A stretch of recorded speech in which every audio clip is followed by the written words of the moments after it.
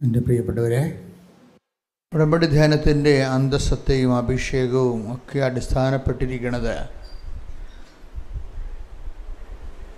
2004 December 7-ാം തീയതി 2:30 മണിക്ക് സമയഘടികാരം നെഞ്ചിൽ ചാർത്തി സിൽവർ ഗ്രേ കളറിലെ കൃപാസനത്തിന്റെ അൾത്താരയിൽ പ്രത്യക്ഷപ്പെട്ട് ദുരന്തമുണ്ടാകാൻ പോകുന്നു പ്രാർത്ഥിക്കണമെന്ന് പറഞ്ഞ പരിശുദ്ധ അമ്മയുടെ പ്രത്യക്ഷീകരണത്തിൻ്റെ സ്ഥിരീകരണത്തിൻ്റെ അടയാളം കിട്ടാൻ വേണ്ടി ദൈവം നമ്മൾക്ക്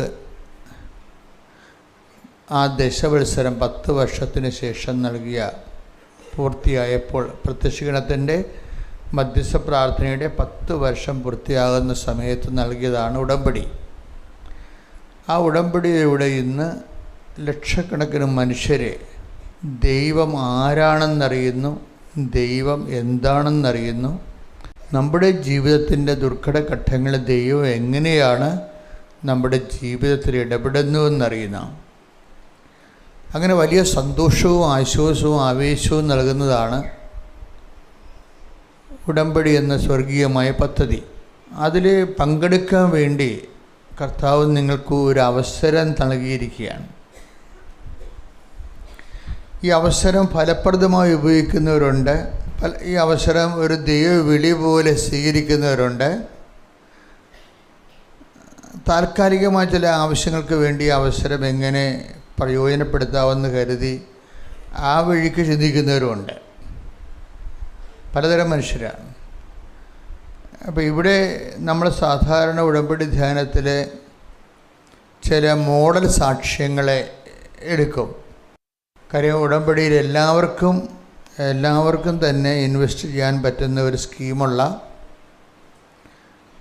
ഒരു മാതൃകാ സാക്ഷ്യങ്ങളെയാണ് വചന വിശ്ലേഷണ പഠനത്തിന് അത് ഉടമ്പടിയുടെ ഒരു സ്റ്റഡി ക്ലാസ്സാണ്. എല്ലാ ചൊവ്വാഴ്ചയും അത് പ്രക്ഷേപണം ചെയ്യും. അതനുസരിച്ച് നിശ്ചിതമായി പഠിച്ച് ജീവിതത്തെ വചനാധിഷ്ഠിതമായി ഒരു മരിയൻ മധ്യസ്ഥതയിൽ മരിയൻ മാതൃകയെ സമീപിക്കുന്ന ആയിരങ്ങൾ ലോകത്തിൻ്റെ എല്ലാ ഭൂഖണ്ഡങ്ങളിലുമുണ്ട്. ചിലർ ഈ കാര്യമാത്ത പ്രസിദ്ധക്കാർ, വയറ്റിപ്പിഴപ്പുകാർ, ചൊവ്വാഴ്ച ധ്യാനം പോലും കൂടാത്തവരുണ്ട്. ഒത്തിരി ഉണ്ടെന്ന് ഞാൻ പറയണില്ല. വയറ്റിപ്പഴപ്പുകാർ എവിടെ ചെന്നാലും അവർക്ക് തന്നെ അതിൻ്റെ അകത്ത് നിന്ന് മെച്ചം ഉണ്ടാക്കാൻ പറ്റുമെന്ന് വിചാരിച്ചിട്ട് അതിൻ്റെ അകത്ത് ബുദ്ധിമുട്ടുള്ള കാര്യങ്ങളൊന്നും ചെയ്യത്തില്ല. വല്ല എളുപ്പമുള്ള പ്രത്യക്ഷീകരണ പ്രാർത്ഥന വല്ലതൊക്കെ അവർ ചെല്ലത്തുള്ളൂ. നിങ്ങളുടെ ഈ നടപടിക്രമവും കാപട്യവും കൊണ്ട് തന്നെ നിങ്ങൾക്ക് വെറുതെ ആലപ്പുഴ വന്ന് പണി മേടിക്കുന്നതെന്നല്ലാതെ ദൈവദൃശ്യന് നിങ്ങളുടെ കാപട്യമാണ് നിങ്ങൾ വെളിപ്പെടുത്തുന്നത്. അപ്പോൾ തിരിച്ചെന്താ ചെയ്യണത്? ഞാനിതാണ് കാര്യമാത്ത വയറ്റിപ്പിഴപ്പിൻ്റെ ഒരാളാണ് ഞാൻ. എനിക്ക് ദൈവമൊന്നും പ്രശ്നമല്ല. എനിക്ക് ജോലി വേണം, വീട് വേണം, ജപ്തി മാറണം, പെൻഷൻ മാറണം, വേറെ ഒന്നും എനിക്ക് അറിയേണ്ട കാര്യമില്ലെന്ന്. അപ്പോൾ വേറെ ഒന്നും അറിയേണ്ട കാര്യമില്ല നിലപാടിൽ ഉടമ്പടിയുടെ പല കാര്യങ്ങളും ഉഴപ്പി, പല കാര്യങ്ങളും ഉടമ്പടി പ്രകാരമല്ലാതെ ജീവിച്ചു വരുമ്പോൾ ഉണ്ടാകുന്ന പ്രശ്നം വെച്ച് കഴിഞ്ഞാൽ നിങ്ങളുടെ കാപട്യം മനസ്സിലാക്കിയാൽ പിന്നെ ദൈവം അടുക്കത്തില്ല. അതാണ് വിഷയം. അത് എപ്പോഴും നമ്മൾ വളരെ സൂക്ഷ്മതയുള്ളവരായിരിക്കണം. നമ്മൾ എപ്പോഴും ഓർക്കുക, തീർത്ഥാടനങ്ങൾ വരുന്നവർ എല്ലായിടത്തും പോകുന്നവരാണ്. എവിടെയെങ്കിലുമൊക്കെ അത്ഭുതപ്പാടുകളുള്ളപ്പോൾ അവിടെയൊക്കെ പോവുകയും പരിശോധിക്കുകയും പ്രാർത്ഥിക്കുകയും ചെയ്യുന്ന പോലെ കൃപാസനത്തിൽ വന്ന് വീഴരുതെന്നാണ് എൻ്റെ അഭിപ്രായം. ഇത് സത്യസന്ധമായിട്ട് മനുഷ്യൻ സുവിശേഷം ജീവിക്കാൻ മറിയത്തെ മാതൃകയാക്കി അതിൻ്റെ സാക്ഷിയാകാൻ വേണ്ടി ദൈവത്തിൻ്റെ സ്വർഗീയ ദൗത്യമായ പ്രത്യക്ഷീകരണത്തോട് സർവ്വത്മന അർത്ഥവത്തായിട്ട് സഹകരിക്കാൻ മനസ്സുള്ളവർ വന്ന് ദൈവത്തെ കണ്ടുമുട്ടി നേരിട്ട് സംസാരിച്ച് കൈപിടിച്ച് നടക്കുന്ന ഒരു സാക്ഷ്യങ്ങളാണ്. അതുകൊണ്ട് മുന്തിയ നിലവാരമുള്ള ദൈവാനുഭവത്തിന് വേണ്ടി പരിശ്രമിക്കാതെ ചെറുകിട പരിപാടി ആക്കിയായിട്ട് ദൈവതിരുസന്നിധിയിൽ നിങ്ങളുടെ ഈ കാപട്യം വീണ്ടും ദൈവതിരുസന്നിധിയിലെടുത്ത് ഉയർത്തരുത്. ദയവായിട്ട് വളരെ ശ്രദ്ധയോട് വേണം ഉടമ്പടിയുടെ ഓരോ ധ്യാനം കേൾക്കാനും.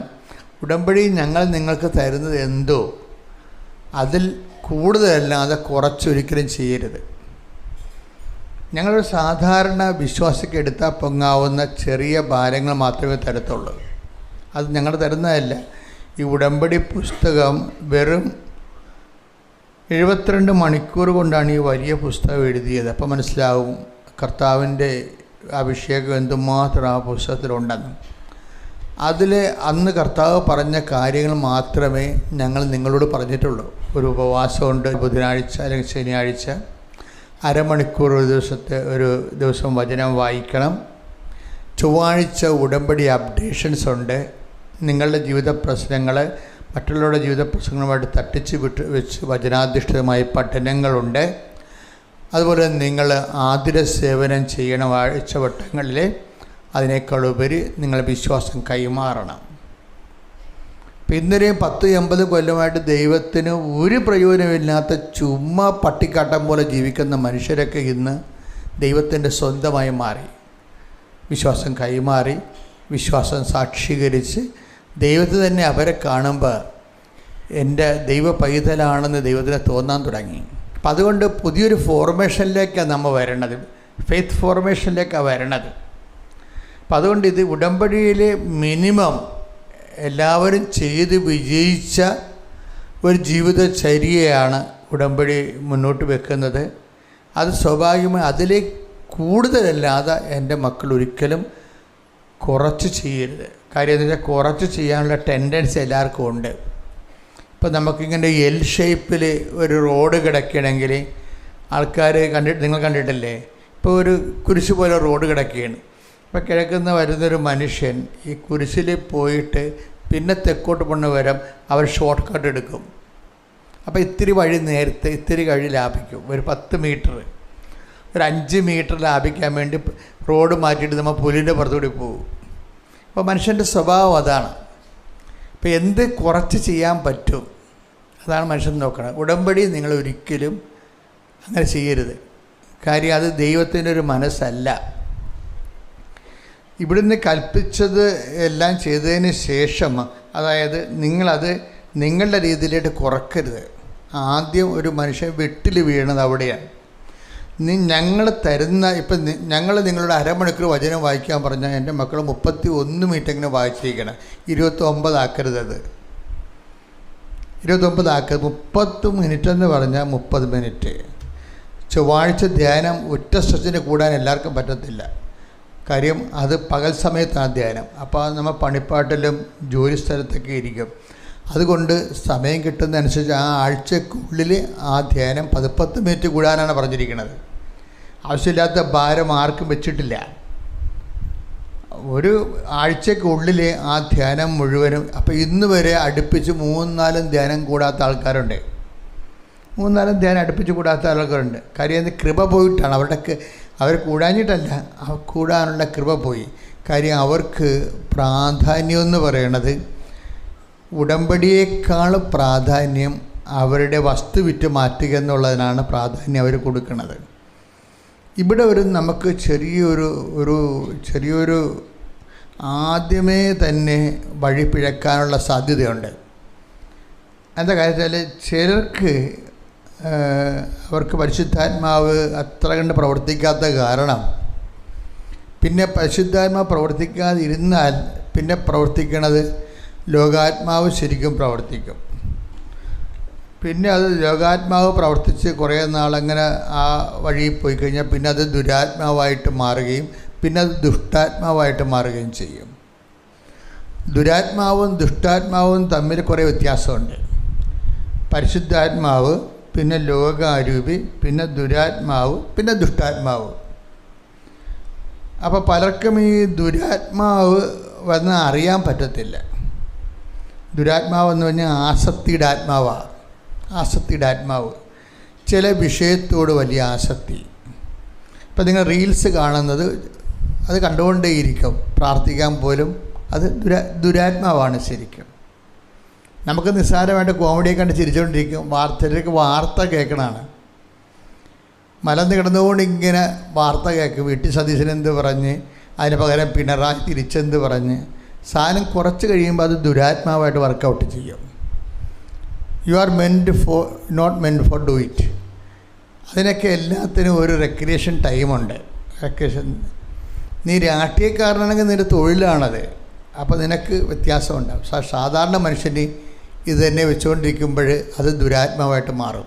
രാഷ്ട്രീയക്കാർക്ക് അത് വേണം, രാഷ്ട്രീയമായ ഒബ്സർവേഷൻസ് വേണം, എന്താ മൂവ്മെൻറ്റ്സാണ് നടക്കണമെന്ന് അറിയാൻ വേണ്ടി. അത് അവരുടെ തൊഴിലാണ്, ദൗത്യമാണ്. തൊഴിലല്ല, ദൗത്യം. അത് അവരുടെ ദൗത്യവുമായി ബന്ധപ്പെട്ടതാണ്. നിൻ്റെ തൊഴിലുമായി ബന്ധപ്പെട്ട വിഷയങ്ങൾക്ക് അല്ല ഞാൻ പറയണത്, മറിച്ച് നിൻ്റെ തൊഴിൽ അതല്ല. പക്ഷേ നിൻ്റെ ഒരു റെക്രിയേഷന് വേണ്ടി ആണ് നീ ഇത് ചെയ്യുന്നതെങ്കിൽ, ഒരു റിലീഫിന് വേണ്ടി ചെയ്യണമെങ്കിൽ അത് കുറച്ച് കഴിയുമ്പോൾ ദുരാത്മാവായിട്ട് വർക്കൗട്ട് ചെയ്യും. ആ ദുരാത്മാവിൽ നിന്ന് എന്തെങ്കിലും ഒരു സന്ദേശം നീ സ്വീകരിച്ച് ആക്ടിവേറ്റ് ചെയ്ത് കഴിയുമ്പോൾ ആത്മീയത നശിക്കുകയാണെങ്കിൽ അത് ദുഷ്ടാത്മാവായിട്ട് മാറും. ദുരാത്മാവ് തന്നെ വളരെ ശ്രദ്ധിച്ചില്ലെങ്കിൽ. അതുകൊണ്ടാണ് ഉടമ്പടിയിൽ കത്തോലിക്കർക്ക് പ്രത്യേകിച്ച് നിർദ്ദേശം കൊടുത്തിട്ടുണ്ട്, നിങ്ങൾ 2 ആഴ്ച കൂടുമ്പോൾ കുമ്പസാരിക്കണമെന്ന് പറയും.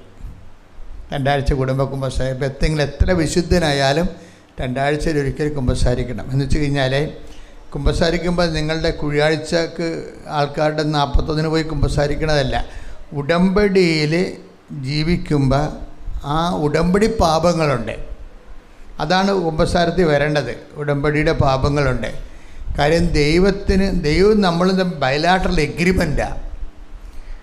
ഉഭയകക്ഷിയായിട്ടുള്ള ദൈവം ഒരു കക്ഷിയാണ്, ഇതിൻ്റെ അകത്ത് നമ്മളൊരു കക്ഷിയാണ്. ഒരിക്കലും ഈ കാട്ടൊലിവിൻ്റെ കൂടെ ഒലിവിനെ കൂട്ടിച്ചേർക്കാൻ പറ്റത്തില്ല. കർത്താവിൻ്റെ കരുണയിൽ ദൈവത്തിന് നൽകിയിട്ടുള്ള വാഗ്ദാനത്തിൻ്റെ ഭാഗമായിട്ട് വന്ന കൂട്ടിച്ചേർക്കലുകളാണിത്. ഇതിന് മധ്യസ്ഥം നിൽക്കുന്നത് മറിയമാണ്. കാര്യം മറിയത്തെ മധ്യസ്ഥമാക്കുന്നത് എബ്രാഹത്തിൻ്റെയും മോസസിൻ്റെയും ഉടമ്പടിയിലൊക്കെ മധ്യസ്ഥന്മാരില്ലായിരുന്നു. അവിടെ മധ്യസ്ഥന്മാരില്ലാഞ്ഞത് കാരണം അവർക്ക് കറക്റ്റ് ഉപദേശങ്ങൾ കൊടുക്കാനോ നിർദ്ദേശങ്ങൾ കൊടുക്കാനോ ആരുമില്ല, മധ്യസ്ഥനോ. അതിനുവേണ്ടി ദൈവത്തിന് മുമ്പിൽ ഗ്യാരണ്ടി ചെയ്യാൻ ആരുമില്ല, ജാമ്യക്കാരില്ലായിരുന്നു. നമുക്കറിയാം, ബൈബിളിൽ നോക്കുമ്പോൾ എബ്രാഹത്തിൻ്റെ ഉടമ്പടിക്ക് ജാമ്യക്കാരനില്ല, മോസസിനോട് ചെയ്ത ഉടമ്പടിക്കും ജാമ്യക്കാരില്ല. പക്ഷേ നിങ്ങൾ കൃപാസനത്തിൽ ചെയ്യുന്ന ഉടമ്പടിക്ക് ജാമ്യക്കാരിയുണ്ട്. ആരാണത്? അമ്മയാണ് ജാമ്യം. അപ്പം നിങ്ങളൊക്കെ എന്തെങ്കിലും ഒരു അടവ് തെറ്റിപ്പോയാലും ജാമ്യക്കാരൻ അതിന് സമാധാനം പറയുന്നത് കൊണ്ടാണ് മരിയൻ ഉടമ്പടി എന്ന് തന്നെ വിളിക്കണത്. അപ്പം നമ്മൾ ഓർക്കണത്. കാര്യം ഈശോൻ്റെ അടുത്ത് അമ്മയ്ക്കുള്ളിടത്തുള്ള സ്വാധീനം ഇനി ആർക്കും ഉണ്ടാകാൻ പറ്റത്തില്ല. കാര്യം ഈശോൻ്റെ അടുത്ത് അമ്മയ്ക്കൊരു സ്വാധീനം ഉണ്ടാകണമെങ്കിൽ ഒന്ന് ഈശോയ്ക്ക് വേണ്ടി ഇൻവെസ്റ്റ് ചെയ്ത നിക്ഷേപിച്ച മാറ്റിവെച്ച ഒരു ജീവിതമാണ്. ഈശോയ്ക്ക് വേണ്ടി മാത്രം മാറ്റിവെച്ച ജീവിതമാണ്. ഈശോയ്ക്ക് വേണ്ടി മാത്രമായിരിക്കണം മറിയത്തിൻ്റെ ജീവിതമെന്ന് തീരുമാനിച്ച് മാറ്റിവെച്ചതും ദൈവമാണ്. അതുകൊണ്ട് തന്നെ അവർക്ക് വീട്ടിൽ കിടന്ന് പ്രസവിക്കാൻ പറ്റാത്തതിൻ്റെ കാരണം അതാണ്. ഞാൻ ചൂണ്ടിക്കാണിക്കുന്ന സ്ഥലമെന്ന് എപ്പോഴും ഉടമ്പടിയുടെ ഒരു പ്രധാനപ്പെട്ട വിഷയമാണ്. ഞാൻ ചൂണ്ടിക്കാണിക്കണം. നമുക്ക് സ്വന്തമായിട്ട് തിരഞ്ഞെടുക്കാൻ പറ്റത്തില്ല. ഞാൻ ചൂണ്ടിക്കാണിക്കുന്ന ഇടമെന്നും പറഞ്ഞൊരു സംഭവമുണ്ട് ഉടമ്പടിയുടെ. അത് എബ്രാഹത്തിനോട് ഉടമ്പടി വാഗ്ദാനം പറയുമ്പോൾ വാഗ്ദാനം ദൈവത്തിൻ്റെതായിട്ടാണ് വരണത്. എബ്രാഹാം ആവശ്യപ്പെടുന്നതല്ല ചെയ്യണത്. അപ്പോൾ വാഗ്ദാനം പ്രാപിക്കുമ്പോൾ വാഗ്ദാനത്തിന് ദൈവത്തിൻ്റെ ഒരു ഓപ്ഷനുണ്ട്. ദൈവമാണിത് ഓപ്റ്റ് ചെയ്യണത്. അതുകൊണ്ട് ദൈവം എബ്രാഹത്തിനോട് പറയും, നീ നിന്റെ വീട്ടിൽ ഈ വിഗ്രഹാരാധനകളുടെയും തോന്നിവാസികളുടെയും ആൾക്കാരുടെ കൂടെ ജീവിച്ചാൽ എൻ്റെ വാഗ്ദാനങ്ങളൊന്നും നിനക്ക് പ്രാപിക്കാൻ പറ്റത്തില്ല. അതുകൊണ്ട് നീ ഈ നഗരം വിട്ടു പോരണം, അല്ല ഈ ഹാരാൻ നീ വിട്ടു പോരണം, ഞാൻ ചൂണ്ടിക്കാണുന്ന സ്ഥലത്തേക്ക് ഷിഫ്റ്റ് ചെയ്യണമെന്ന് പറയും. ഒരു ഷിഫ്റ്റിംഗ് എപ്പോഴും ഉടമ്പടി ആവശ്യമായി വരും. Take the bed of God, ഞാൻ ചൂണ്ടിക്കാണിക്കുന്ന സ്ഥലം.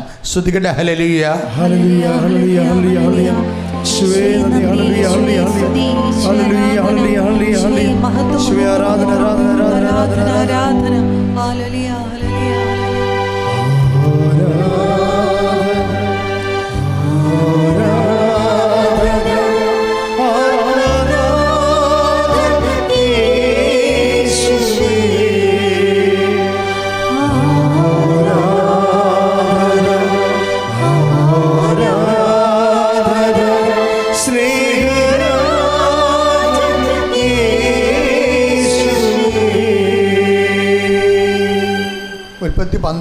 1 കർത്താവ് അബ്രാഹത്തിനോട് അരുളി ചെയ്തു, നിന്റെ ദേശത്തെയും ബന്ധുജനങ്ങളെയും പിതൃഭവനത്തെയും വിട്ട് ഞാൻ കാണിച്ചു തരുന്ന നാട്ടിലേക്ക് പോവുക. അപ്പൊ ഉടമ്പടിയിൽ ഒരു ഷിഫ്റ്റിംഗ് ഉണ്ട്. എപ്പോഴും ഉടമ്പടിക്ക് മുമ്പ് ഷിഫ്റ്റ് ഉണ്ട്. നിനക്കൊരു കൂട്ടുകെട്ടുണ്ടാകും, നീ എപ്പോഴും സംസാരിക്കുന്ന വ്യക്തികളുണ്ടാകും, നിനക്കൊരു കുപ്പിക്കൂട്ടം ഉണ്ടാകും, അല്ലെങ്കിൽ നിനക്ക് ഓരോരോ കാര്യങ്ങൾക്ക് വേണ്ടി നീ സെലക്ട് ചെയ്തെടുക്കുന്ന ആൾക്കാരുണ്ടാകും. ഇവരുടെ നടപടിക്രമങ്ങളും ചിന്താരീതികളും സംസാര രീതികളും ചിലപ്പോൾ ഉടമ്പടിക്കെതിരായിരിക്കും. അപ്പോഴെന്താ ചെയ്യണേ? ഇവരിൽ നിന്ന് നമുക്ക് ഷിഫ്റ്റിംഗ് വേണ്ടി വരും. നിങ്ങൾ ഉടമ്പടി ചെയ്തിട്ട് വീണ്ടും തിരിച്ചു പോയി കഴിഞ്ഞാൽ ഉള്ള പ്രശ്നം എന്താ? തിരിച്ച് നിങ്ങളുടെ കൂട്ടുകെട്ടുകൾ ആരായാലും അവർ ചിലപ്പോൾ ദ്വയാർത്ഥമായിട്ട് വാ പൊളിച്ച തെറി പറയുന്നവരുണ്ടാകും, വാ പൊളിച്ച രണ്ടർത്ഥത്തിൽ പറഞ്ഞ ഊളത്തരം പറഞ്ഞ ആൾക്കാരില്ലേ. എന്നുവെച്ചാൽ വാ പൊളിച്ച് അവർക്ക് അതേ പറ്റത്തുള്ളൂ. എന്താ കാര്യത്തിന് അവരുടെ ഉള്ളിൽ ഈ മ്ലേച്ഛതയുള്ളത് കാരണം വാ പൊളിച്ച ആൾക്കാർ ഈ തെറികൾ പറയും, മ്ലേച്ഛന്മാരാണ്. അപ്പോൾ ഇങ്ങനെ നിൻ്റെ കൂട്ടുകെട്ടിൽ മ്ലേച്ഛന്മാരുണ്ടെങ്കിൽ ശ്രദ്ധിക്കണം. അവരോട് അടികൂടാനൊന്നും പോകാനല്ല പറയണത്, അവരുടെ നിന്ന് സെറ്റ് എപ്പാർട്ട്, അവിടെ നിന്ന് മാറിപ്പോറും. കാര്യം അത് ഉടമ്പടി വഴികളല്ല. അപ്പോൾ ഉടമ്പടി വഴികളിൽ നിന്ന് ഒരു വേർപാട് എപ്പോഴും ഉണ്ടാവും. നീ ഉടമ്പടി ചെയ്ത വ്യക്തിയാണ് നീ ഇവിടെ. അപ്പം നീ സന്ധ്യക്ക് നിനക്ക് പ്രാർത്ഥനയുണ്ട്, അപ്പോൾ ഇവിടെ ഇരിക്കും ഇത് കൂടി കേൾക്കും, നാളെ നമുക്ക് ഒരുമിച്ച് പണിക്ക് പോകേണ്ടതല്ലേ എന്ന് പറഞ്ഞാലും നീ ആ പ്രാർത്ഥനയുടെ സമയമാകുമ്പോൾ അവരുടെ ഗുഡ് ബൈ പറയണം. പറയാനുള്ള നട്ടലില്ലാത്തവന്മാർ ഉടമ്പടി എടുക്കരുത്. അതാ വിഷയം. നിങ്ങൾ ദൈവത്തോടല്ല ഉടമ്പടി എടുക്കുന്നത്, നിങ്ങളുടെ വയറിനോടാണ് ഉടമ്പടി എടുക്കുന്നത്. എപ്പോഴും വയറിനേക്കാളും ജോലി എന്ന് പറഞ്ഞാൽ എന്താ? ജോലി, വീട്, വിവാഹം, വിസ, PR എന്നൊക്കെ പറഞ്ഞത് എല്ലാം പറഞ്ഞാൽ ആഹാരമാണ് വിഷയം. ആഹാരം ജീവിതമാണ്. അപ്പോൾ ഈ വയറ് എപ്പോഴും നമ്മൾ അറിഞ്ഞില്ലെങ്കിൽ ഉദരം ദൈവമായിട്ട് മാറും. അങ്ങനെ ഉദരത്തിനൊരു പ്രശ്നമുണ്ട്. അത് ബൈബിൾ എപ്പോഴും പറയും, ഉദരത്തെ ദൈവമാക്കരുതെന്ന് പറയും. ഉദരമാണ് അവരുടെ ദൈവം എന്ന് പറയത്തില്ലേ? Take the word of God. സ്തുതിക്കട്ടെ. ഹല്ലേലൂയ. വായിച്ചോളൂ. നാശമാണ് അവരുടെ ഫിലിപ്പിയ ലേഖനം 3:19 പറഞ്ഞോളൂ. നാശമാണ് അവരുടെ അവസാനം. ഉദരമാണ് അവരുടെ ദൈവം. വേറെ ഒരു ദൈവം എന്നെ കണ്ട വേറെ. അപ്പോൾ വിഗ്രഹ ആരാധന എന്ന് പറയുമ്പോൾ നിങ്ങൾ അവർക്ക് വിഗ്രഹത്തെ വെച്ച് ആരാധിക്കണം അല്ല. സ്വർണത്തെ നമുക്ക് ആരാധിക്കാം. അതുപോലെ തന്നെ ചില ആൾക്കാർ സ്വർണ്ണമില്ല, മാല പണയം വെച്ചതിൻ്റെ പേരിൽ പള്ളിയിൽ പോകാത്തവരില്ലേ. അപ്പോൾ അത് വിഗ്രഹാരാധനയാണ് ശരിക്കും. അവർക്ക് എന്താ കാര്യം? കുർബാനയേക്കാൾ വലുതാണ് കഴുത്തിൽ കിടക്കണ മാല. അയ്യോ, ഇങ്ങനെ കുറേ പെലിച്ചാഴി പെണ്ണുങ്ങളുണ്ട്, ബോധമില്ലാത്ത വെറും വിവരമില്ലാത്തവർ. ഇവർ ക്രിസ്ത്യൻസായിട്ട് തുടരേണ്ടത് ഒരു ആവശ്യമില്ല. എന്താ കാര്യം? ആവശ്യമില്ല. എന്തിനാണ് ദൈവത്തിന് ബാധ്യത ഉണ്ടാക്കണത്? കാര്യം എന്താ പ്രശ്നം? അവരെ സംബന്ധിച്ചത് അവരുടെ മാല നമ്മൾ ജീവിക്കുമ്പോൾ ചിലപ്പോൾ കുഞ്ഞുങ്ങളുടെ വിദ്യാഭ്യാസത്തിന് അല്ലെങ്കിൽ കുഞ്ഞുങ്ങളെ വല്ല അഡ്മിഷൻ മേടിക്കാനൊക്കെ ചിലപ്പോൾ മാല പണയം വെക്കും. അതിൻ്റെ പേര് നാട്ടുകാരൻ വിചാരിക്കും എൻ്റെ കഴുത്തൊഴിഞ്ഞ് കിടക്കണമെന്നും പറഞ്ഞുകൊണ്ട് നാട്ടുകാരൻ ഞാൻ പള്ളിയിൽ പോകണില്ലെന്ന് പറഞ്ഞാൽ എന്താ ചെയ്യുക? അതിന് വിഗ്രഹാരാധന എന്ന് പറയും. എന്ന് വെച്ച് കഴിഞ്ഞാൽ ദൈവത്തേക്കാൾ വലുത് അവർക്ക് സ്വർണവും അവരുടെ എന്നുവെച്ചാൽ അവർ തന്നെയാണെന്ന് അർത്ഥം. അവരെക്കുറിച്ച് മറ്റുള്ളവരെന്ത് ധരിക്കുമെന്നാണ് അവർ വിചാരിക്കണതേ. അപ്പോൾ ആരാണ് ദൈവം? അവരാണ് ദൈവം. അവർ തന്നെയാണ് വിഗ്രഹമായിട്ട് മാറണത്. ഇങ്ങനെ വന്ന ഉടമ്പടിയെ ഇത് ബാധിക്കും. കാര്യം ഇതിൻ്റെ റിപ്പോർട്ട് മുഴുവൻ കർത്താവിൻ്റെ കയ്യിലുണ്ട്. നീ തന്നെയാണ് ദൈവമെന്നും പറഞ്ഞിട്ട് ഇഴിവുണ്ട്. അപ്പം ഇങ്ങനെ വരുമ്പോൾ ഈ ഉടമ്പടി കുമ്പസാരം എന്ന് പറയുമ്പോൾ ഇതൊക്കെ ഈ രീതിയിലാണ് വരണത്. കർത്താവ് ചില സമയത്ത് ഞാൻ ദൈവത്തേക്കാൾ പ്രാധാന്യം എനിക്ക് കൊടുക്കുകയും എൻ്റെ മറ്റുള്ളവരുടെ മുമ്പിലുള്ള എൻ്റെ സ്ഥാനത്തിന് കൊടുക്കുകയും മറ്റുള്ളവരെന്ത് വിചാരിച്ചുകൊണ്ട് ഞാൻ നിന്നെ മറന്നു പോകുകയും ചെയ്തിട്ടുണ്ട്. അതിന് നിനക്ക് ഇങ്ങനെ പറയണതല്ല, സങ്കടം തോന്നണം. സങ്കടം തോന്നണമെന്നുണ്ടെങ്കിൽ അതിൻ്റെ അകത്ത് നമുക്കറിയാവില്ല, നല്ല ദൈവസ്നേഹം വേണം. ദൈവസ്നേഹം ഉണ്ടെങ്കിൽ മാത്രമേ സങ്കടം തോന്നത്തുള്ളൂ. സ്നേഹം അതായത് അല്ലെങ്കിൽ സങ്കടമൊന്നും ഉണ്ടാകത്തില്ല. ഒന്ന് പ്രാർത്ഥിച്ചേ. കർത്താവായ ദൈവമേ, കർത്താവായ ദൈവമേ, അങ്ങയുടെ സ്നേഹത്തിന്റെ ഉടമ്പടി ജീവിക്കാൻ അങ്ങയുടെ സ്നേഹത്തിന്റെ ഉടമ്പടിയിൽ ജീവിക്കുവാൻ ആവശ്യമായ പരിശുദ്ധാത്മാവിനാൽ ആവശ്യമായ പരിശുദ്ധാത്മാവിന്റെ ബലമായ ദൈവസ്നേഹത്താൽ എന്നെ നിറക്കണമേ. ഉടമ്പടിക്ക് ആവശ്യമായ ദൈവസ്നേഹത്താൽ എന്നെ അഭിഷേകം ചെയ്യണമേ. യേശുവേ സ്തോത്രം, യേശുവേ നന്ദി, യേശുവേ ആരാധന.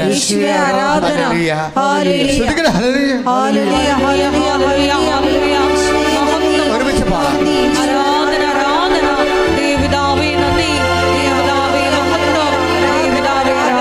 വിശുദ്ധ പരമ ദിവ്യകാരുണ്യത്തിന് ആരാധനയും സ്തുതിയും പുകഴ്ചയും ഉണ്ടായിരിക്കട്ടെ. മക്കളെ, അച്ഛനോട് ചേർന്ന് പ്രാർത്ഥിക്കുകയും ഗായകസംഘത്തോട് ചേർന്ന് പാടുകയും ഒക്കെ നമ്മുടെ ഒരു നിസ്സഹായ അവസ്ഥയാണ് കർത്താവിൻ്റെ മുമ്പിൽ വെക്കുന്നത്.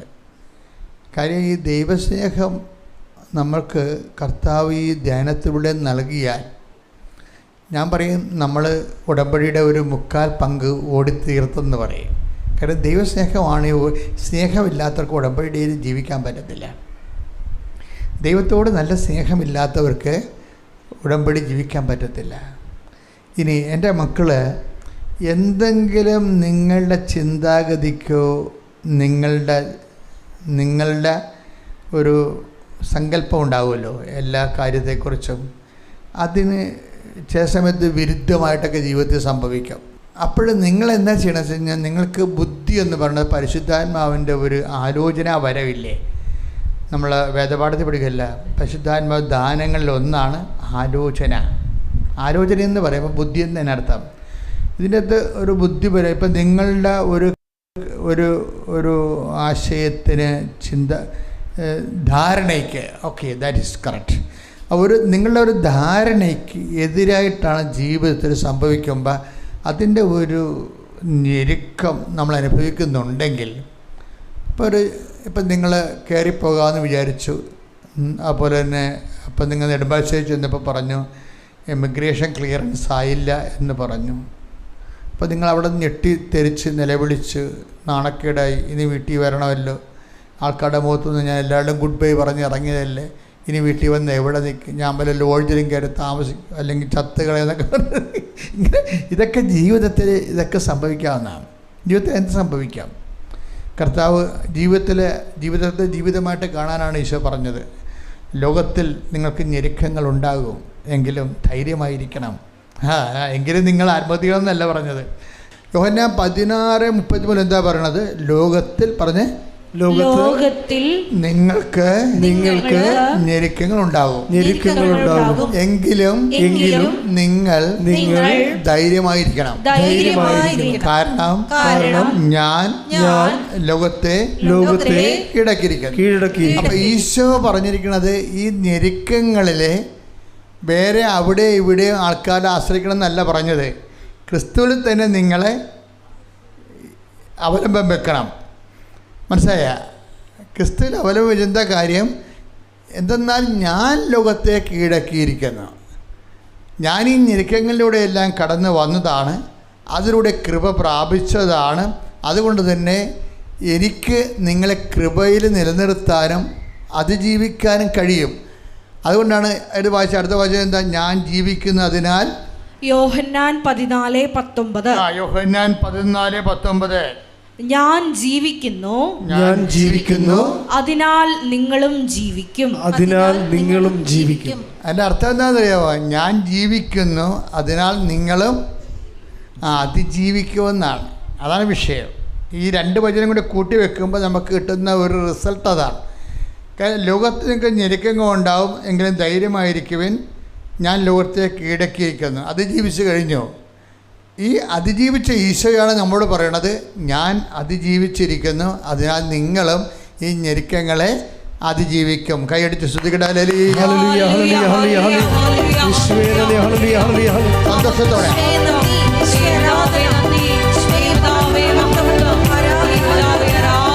പരിശുദ്ധ പരമ ദിവ്യകാരുണ്യത്തിന് എന്നേരവും ആരാധനയും സ്തുതിയും പുകഴ്ചയും ഉണ്ടായിരിക്കട്ടെ. പരിശുദ്ധ പരമ ദിവ്യകാരുണ്യത്തിന് എന്നേരവും ആരാധനയും സ്തുതിയും പുകഴ്ചയും ഉണ്ടായിരിക്കട്ടെ. അതുകൊണ്ട് ഇങ്ങനെയുള്ള സമയങ്ങളിൽ അധികം നാക്ക് കൊണ്ടുള്ള കസർത്ത് കാണിക്കരുത്. ആൾക്കാർക്ക് വരുന്നൊരു പ്രശ്നം അതാണ്. എന്തെങ്കിലും ഒരു ചെറിയ നമ്മുടെ വഴികളിൽ ഒരു ടെസ്റ്റിങ് വന്നാൽ ഉടനെ നിങ്ങൾ കലബില എന്ന് പറയാൻ ആൻറ്റിയെ വിളിച്ച്, ആൻ്റെ മകളെ വിളിച്ച്, പേരപ്പനെ വിളിച്ച്, കൊച്ചാപ്പനെ വിളിച്ച്, കുഞ്ഞാമ്മയെ വിളിച്ച്, കൂട്ടുകാരെ വിളിച്ച് മുഴുവനും കുളമാക്കി തരും. കാര്യം പരിശുദ്ധാത്മാവില്ലാത്തതിൻ്റെ ഒരു കുഴപ്പമാണ്. പരിശുദ്ധാത്മാവ് ഉണ്ടെങ്കിൽ നമ്മളോട് പറയും, നീ നടക്കേണ്ട വഴി നിൻ്റെ മുഖത്ത് നോക്കി ഞാൻ നിന്നെ ഉപദേശിക്കും. അപ്പോൾ ഞാനില്ല, ഈശോ അവിടെ ഇല്ല. അതുകൊണ്ട് നാട്ടിലുള്ള മുഴുവൻ ആൾക്കാരെ വിളിക്കുമ്പോൾ അവർ അവരുടെ രീതിയിൽ നിന്നെ ഉപദേശിക്കും. നീ എന്ത് ചെയ്യണം? നീ ശാന്തമായി ഒരു ഇഷ്യൂ ഉണ്ടായാൽ അപ്പോൾ ദൈവം അടുത്തുണ്ടെന്നാണ് മനസ്സിലാക്കേണ്ടത്. നീ ശാന്തമായിട്ട് നീ പൂർണ്ണമായി ദൈവത്തിലേക്ക് നിൻ്റെ മനസ്സും ചിന്തയും ആലോചനയും നിൻ്റെ ധ്യാനവും അടക്കി വെച്ച് പരിശുദ്ധ അമ്മയെപ്പോലെ ഹൃദയത്തിൽ സംഗ്രഹിച്ച് അതിനെക്കുറിച്ച് ധ്യാനിച്ചു കൊണ്ടിരിക്കണം. എന്താ കാര്യം? അത് ജീവിക്കാൻ സമയമാകുമ്പോൾ കർത്താവ് അതിൻ്റെ ഗേറ്റ് ഓപ്പൺ ആക്കിക്കൊള്ളും. പിന്നെ നമുക്ക് മാനുഷികമായി ചെയ്യാവുന്ന വല്ല കാര്യങ്ങളുണ്ടെങ്കിൽ നിയമപരമായിട്ട് നമുക്ക് ചെയ്യാം. ഇത് ഒരു കാര്യമല്ല, ജീവിതത്തിൻ്റെ പല കാര്യങ്ങളും പലതും നമുക്ക് ചെയ്യാനൊന്നും ഇല്ലെന്നുള്ളത് നിങ്ങൾ തിരിച്ചറിയും.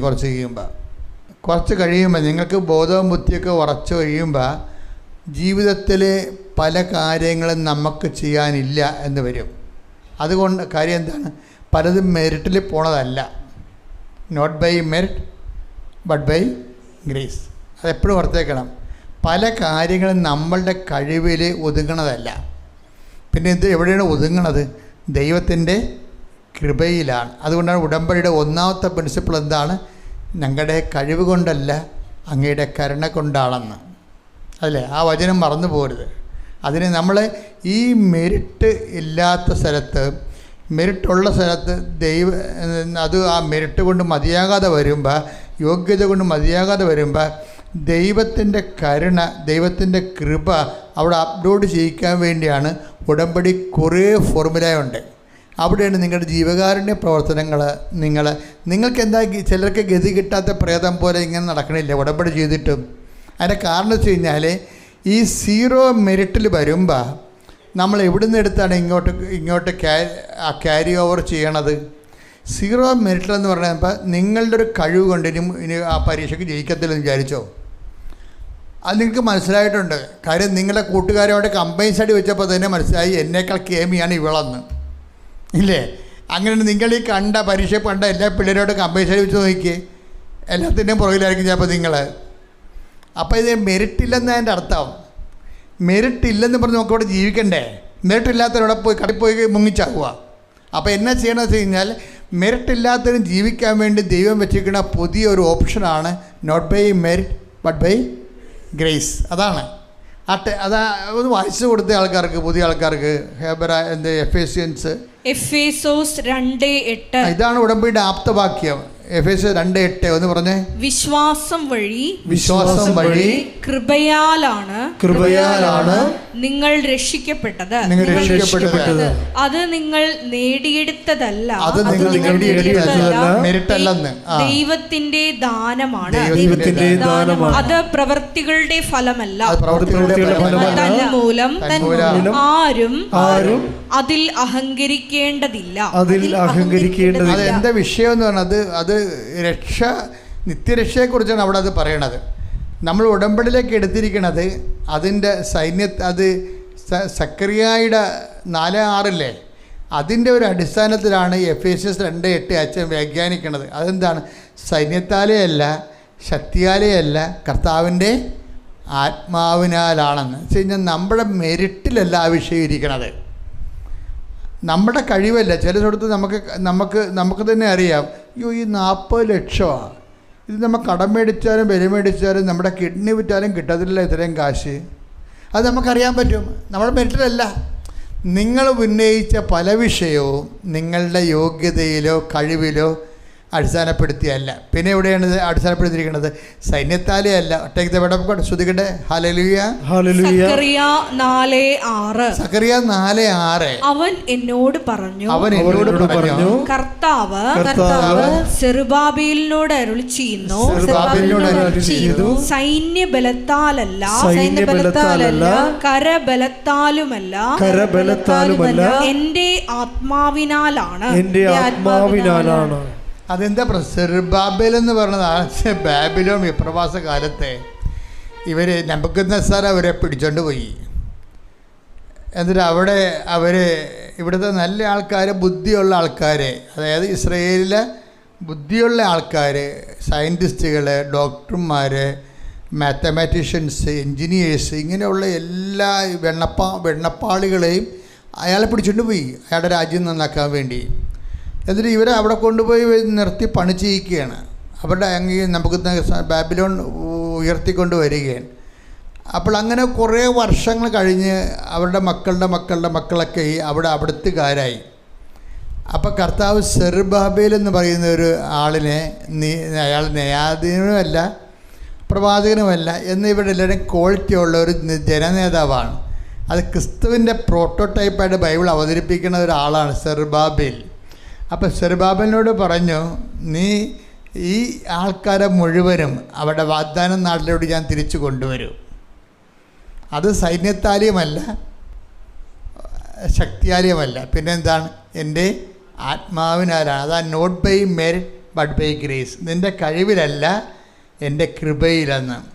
അപ്പോൾ എത്ര അടിമത്തത്തിന് ഇനി അവിടുന്ന് സ്വതന്ത്രമാകണമെന്നുള്ള തോന്നൽ പോലും നഷ്ടപ്പെട്ട മനുഷ്യനെ ദൈവം ഇങ്ങനെ എടുത്ത് പൊക്കി ലിഫ്റ്റ് ചെയ്ത് തിരിച്ചു കൊണ്ടുവരണതിന് വേണ്ടി ഉപയോഗിക്കുന്ന വാക്കാണ് നിൻ്റെ കഴിവിനാലല്ല എൻ്റെ കൃപയാലാണെന്ന്. കൈയടിച്ച് ശ്രദ്ധിക്കട്ടെ. ഹല്ലേലൂയ.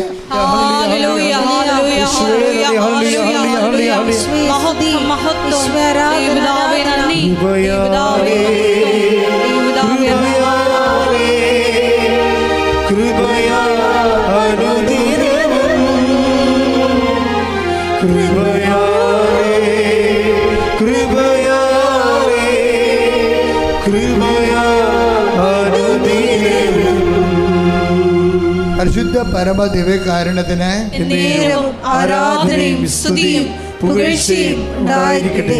അപ്പോൾ ഈ കൃപ യോഗ്യതയാലല്ല, കഴിവിനാലല്ല, കർത്താവിൻ്റെ കൃപയിനാലാണെങ്കിൽ ഈ കൃപ ആർജിക്കാൻ വേണ്ടി നമ്മുടെ മുമ്പിലുള്ള പല പദ്ധതികളിലെ ഒരു പദ്ധതിയാണ് ഈ പ്രാർത്ഥന എന്ന് പറയുന്നത്. അപ്പോൾ ചെറിയ മിനിമം കാര്യങ്ങൾക്കെല്ലാം പ്രാർത്ഥന ഓക്കെയാണ്. പക്ഷെ ഒരു മൾട്ടിപ്പർപ്പസ് വിഷയം വന്നാൽ എന്ത് ചെയ്യും? മൾട്ടിപ്പർപ്പസ് വിഷയം, കൂടുതൽ എനർജിയുള്ളൊരാവശ്യം. കൃപ എന്ന് പറയുന്നത് ദൈവത്തിൻ്റെ എനർജിയാണ്, ദൈവത്തിൻ്റെ പവറാണ്, ശക്തിയാണ്. അപ്പോൾ 2 Corinthians 12:9 കൃപ ദൈവത്തിൻ്റെ ശക്തിയാണെന്ന്. അപ്പോൾ കൂടിയ ശക്തി വേണ്ട ഒരു കാര്യം വന്ന് നമ്മൾ എന്ത് ചെയ്യും?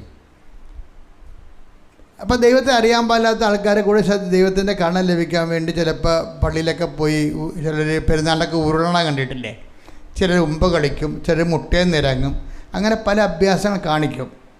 ആൾക്കാർ ഇതൊക്കെ ചെയ്യണത് പ്രാർത്ഥന കൊണ്ട് പറ്റാത്തൊരു പ്രശ്നം വന്നാൽ അവരെന്തെങ്കിലുമൊക്കെ ഗോഷ്ഠികൾ ദൈവത്തിരുസന്നിധി കാണിക്കും. എന്നാലും കുറച്ച് കാര്യങ്ങളൊക്കെ ഓക്കെ ആവും, കാരണം ദൈവത്തിൻ്റെ കാരണം. പക്ഷേ ഈ വ്യക്തിയും ദൈവവുമായിട്ട് ബന്ധമില്ലാത്ത കാരണം ഇവൻ ഉരുണ്ടച്ചും പിന്നീട് മണ്ണ് മാന്തി സ്മോൾ അടിച്ചുകൊണ്ട് എന്നെ കാണാം. ഈ ഉരുള ആൾക്കാരൊന്നും നോക്കിയാൽ എല്ലാവരും ഒന്നും ഞാൻ പറയണില്ല. ഈ തീർത്ഥയാത്ര നിങ്ങൾ പലപ്പോഴും വിനോദയാത്രയാക്കുന്നുണ്ട്. തീർത്ഥയാത്ര വിനോദയാത്രയാക്കുന്നവർ ചെയ്യണ പരിപാടി എന്ന് വെച്ച് കഴിഞ്ഞാൽ, അതായത് നിങ്ങൾ സാധാരണ ഒരു കോമൺ മാൻ കുറച്ചുകൂടി മുഴുത്ത പാപിയായിട്ട് മാറുകയുള്ളൂ. എന്താ കാര്യം? നിങ്ങൾ ദൈവസന്നിധാനത്തിലേക്കുള്ള യാത്രയാണ് മദ്യപിക്കാനും വേറെ പല ചുറ്റിക്കളിയുണ്ട് അതിനു വേണ്ടി ഉപയോഗിച്ചിരിക്കുന്നത്. അത് ചെകുത്താൻ പോലും ചെയ്യാത്ത പരിപാടിയാണ് നിങ്ങൾ ചെയ്തിരിക്കുന്നത്. അപ്പോൾ വെളുക്കാൻ തേക്കണ ഇപ്പോൾ പാണ്ടായിരിക്കണം പല ഞാനൊരു മനുഷ്യനോട് പറഞ്ഞു, നിങ്ങളൊരു ബിസിനസ് യാത്രയാണ് നടത്തുന്നത് വെള്ളാങ്കണ്ണിലേക്ക്. എന്താ കാര്യം?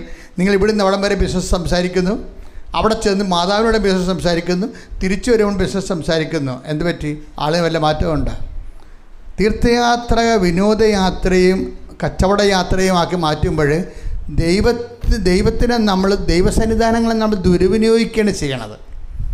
ദൈവസന്നിധാനങ്ങൾ ദുർവിനിയോഗിച്ച് കുറച്ച് കഴിയുമ്പോൾ നമുക്ക് ചികടിപ്പുണ്ടാവും. എല്ലാം സ്വാഭാവികമായിട്ട് തോന്നും, പക്ഷേ എല്ലാം അസ്വാഭാവികമായിരിക്കും ചെയ്യണതെല്ലാം. അങ്ങനെ കുറച്ച് കഴിയുമ്പോൾ നിങ്ങളുടെ കൃപ ഡൗൺലോഡ് തെറ്റി കുറഞ്ഞു വരും. അപ്പോൾ അതുകൊണ്ട് എപ്പോഴും നമ്മൾ ശ്രദ്ധിക്കേണ്ട ഒരു വിഷയം, എപ്പോഴും ഉടമ്പടി വരുമ്പോൾ ഇതൊരു തീർത്ഥയാത്രയുമല്ല, വിനോദയാത്രയുമല്ല, മറിച്ച് എന്താണ്, ദൈവവും നമ്മളും തമ്മിലുള്ള ബയലാറ്ററൽ എഗ്രിമെൻറ്റാണ്. ഇനി നമ്മുടെ മുമ്പിലുള്ള ഒരു വെല്ലുവിളി എന്താണ്, ഞാൻ ദൈവത്തോട് ഉടമ്പടി ചെയ്യാൻ യോഗ്യനല്ല.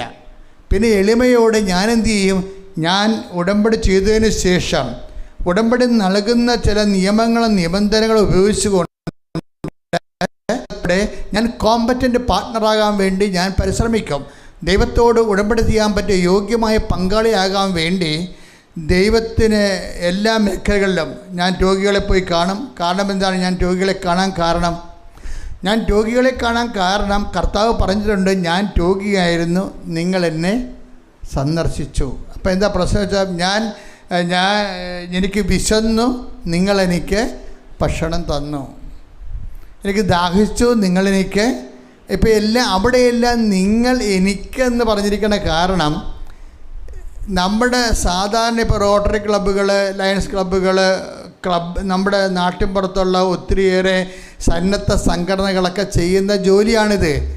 പക്ഷേ ഒരു പ്രശ്നമുണ്ട്, അതായത് നമ്മുടെ സാധാരണ ജോലിയും സൽപ്രവൃത്തിയും കൃപാവര പ്രവൃത്തിയും തമ്മിൽ വ്യത്യാസമുണ്ട്. സൽപ്രവൃത്തികളെന്ന് പറഞ്ഞാൽ മനുഷ്യനായിരിക്കുമ്പോൾ മനുഷ്യനും ഈ പ്രപഞ്ചത്തിനു വേണ്ടി ചെയ്യണ നിലനിൽപ്പിൻ്റെ ആനുകൂല്യങ്ങളായി ചെയ്യണ സ്വാഭാവികമായ മനുഷ്യപ്രകൃതിയിൽ നിന്നുള്ള പ്രവർത്തനങ്ങളാണ്. മനുഷ്യപ്രകൃതിയിൽ നിന്നുള്ള മനുഷ്യോചിതമായ മാനവിക പ്രവർത്തനങ്ങളെ സൽപ്രവൃത്തികളെന്ന് വിളിക്കുന്നു. പക്ഷേ ഒരു ഉടമ്പടി പേഴ്സണിൽ നിന്ന് അതല്ല ഉദ്ദേശിക്കുന്നത്, സൽപ്രവൃത്തി അല്ല. പിന്നെന്താണ്, കൃപാവര പ്രവൃത്തിയാണ് ഉദ്ദേശിക്കുന്നത്. അപ്പോൾ സൽപ്രവൃത്തികൾ എന്താണ്, കൃപാവര പ്രവൃത്തികൾ എന്താണ്, ചെയ്യുന്നവന് ബോധം ഉണ്ടാകണം. ഇപ്പോൾ ഒരു രോഗികളെ കണ്ടു കഴിഞ്ഞാൽ നമുക്ക് വേണമെങ്കിൽ ബേഴ്സറിയിൽ നിന്നൊരു 500 രൂപ കൊടുക്കാം, ഒരു കുഴപ്പമില്ല. അത് കള്ളപ്പണമാകാതിരിക്കാൻ നോക്കണം, ടാക്സ് വെട്ടിച്ച കാശാകാതിരിക്കാൻ നോക്കണം, നിൻ്റെ അധ്വാനത്തിൻ്റെ പണമായിരിക്കണം. ആൾക്കാർ 500, 1000, 10,000 കൊടുക്കും. കാര്യം എന്താ, ഇവർ സ്ഥിരം ഗവൺമെൻറ്റിനെയും നാട്ടുകാരെയും പറ്റിക്കുന്ന ആൾക്കാരായിരിക്കും. അതിൽ നിന്ന് നിങ്ങൾ നക്കാപ്പിച്ച കാശ് കൊടുത്തിട്ട് നിങ്ങൾ ആൾ കളിക്കേണ്ട കാര്യമൊന്നുമില്ല. അതൊന്നും കൗണ്ടബിൾ അല്ല ശരിക്കും. അവിടെയാണ് വിഷയം വരണത്. അപ്പോൾ എപ്പോഴും കൊടുക്കുമ്പോൾ ഓർക്കണം, ഇത് ജെനുവിനായിരിക്കണം കൊടുക്കുന്ന കാശ്. ഇപ്പോൾ ഒരു സ്ത്രീ എന്തായിട്ടിരിക്കണത്, ഒരു സ്ത്രീയുടെ ഒരു കഥ കർത്താവ് പറയണില്ലേ, എന്താ പറയണത്, മർക്കോസ് 12:44. എന്തെന്നാൽ അവരെല്ലാവരും തങ്ങളുടെ സമൃദ്ധിയിൽ നിന്ന് സംഭാവന ചെയ്തു. ഇവളാകട്ടെ തന്റെ ദാരിദ്ര്യത്തിൽ നിന്ന് തനിക്കുണ്ടായിരുന്നതെല്ലാം തന്റെ ഉപജീവനത്തിനുള്ള വക മുഴുവനും നിക്ഷേപിച്ചിരിക്കുന്നു. ഇവളുടെ 2 പൈസ മറ്റേ ആ ചേർത്ത് ഇട്ടിരിക്കണതേ, 2 പൈസയെക്കുറിച്ച് പറയണ വാക്കുകളൊക്കെ കേട്ട അതൊന്നും വായിച്ച 3 കാര്യങ്ങളാണ് 2 പൈസയെക്കുറിച്ച് പറയണത്. ഈ 2 പൈസ 2 ചെമ്പ് തൊട്ട് ഇട്ടതിന് 3 കാര്യങ്ങളാണ് പറയണത്. എന്തൊക്കെയാണ് പറയണത്? ആദ്യം പറഞ്ഞത് എന്താണ്? എന്തെന്നാൽ അവരെല്ലാവരും തങ്ങളുടെ സമൃദ്ധിയിൽ നിന്ന് സംഭാവന ചെയ്തു. അത് കണക്കാക്കണില്ലെന്ന് മൈൻഡ് ചെയ്യണില്ലെന്ന്, അത് കൗണ്ട് ചെയ്യണില്ലെന്ന്. കാര്യം ബാക്കി ഉണ്ടായിരുന്ന നക്കാപ്പിച്ച കൊടുത്തതാണെന്ന് മൈൻഡ് ചെയ്യത്തില്ല. പറ. ഇവളാകട്ടെ പറ തന്റെ ദാരിദ്ര്യത്തിൽ നിന്ന്, ഒന്നാമത്തെ കേസ്, തന്റെ ഇല്ലായ്മയിൽ നിന്ന് തനിക്കുണ്ടായിരുന്നതെല്ലാം, രണ്ടാമത്തെ നോട്ടിങ് കണ്ട, തനിക്കുണ്ടായിരുന്നതെല്ലാം തന്റെ ഉപജീവനത്തിനുള്ള വക മുഴുവനും. അത്താഴത്തിന്റെ വകയാണ് ഈ പറയണത്. അന്നത്തെ അത്താഴത്തിന്റെ വകയാണ് ഇട്ടിരിക്കണത്. കർത്താവ് ഇത് പറയാൻ കാരണം, അന്നത്തെ അത്താഴത്തിൻ്റെ വകയാണ് ശ്രീഭണ്ഡാരത്തിൽ ഇട്ടിട്ട് ഇവർ കർത്താവിന് കൊടുത്തിട്ട് പോണത്. ഇവർ നൽകുന്ന ഒരു മെസ്സേജ് ഉണ്ട്. എന്താണ്? എൻ്റെ ഉപജീവനത്തേക്കാൾ വലുതാണ് എനിക്കെൻ്റെ ദൈവമെന്ന്. അതാണ് ഈ പ്രാർത്ഥനാ പങ്കാളികൾ, ഉടമ്പടി പങ്കാളികൾ ശ്രദ്ധിക്കണം. ഒറ്റ നടക്ക് പോണ കേസല്ല ഇത്.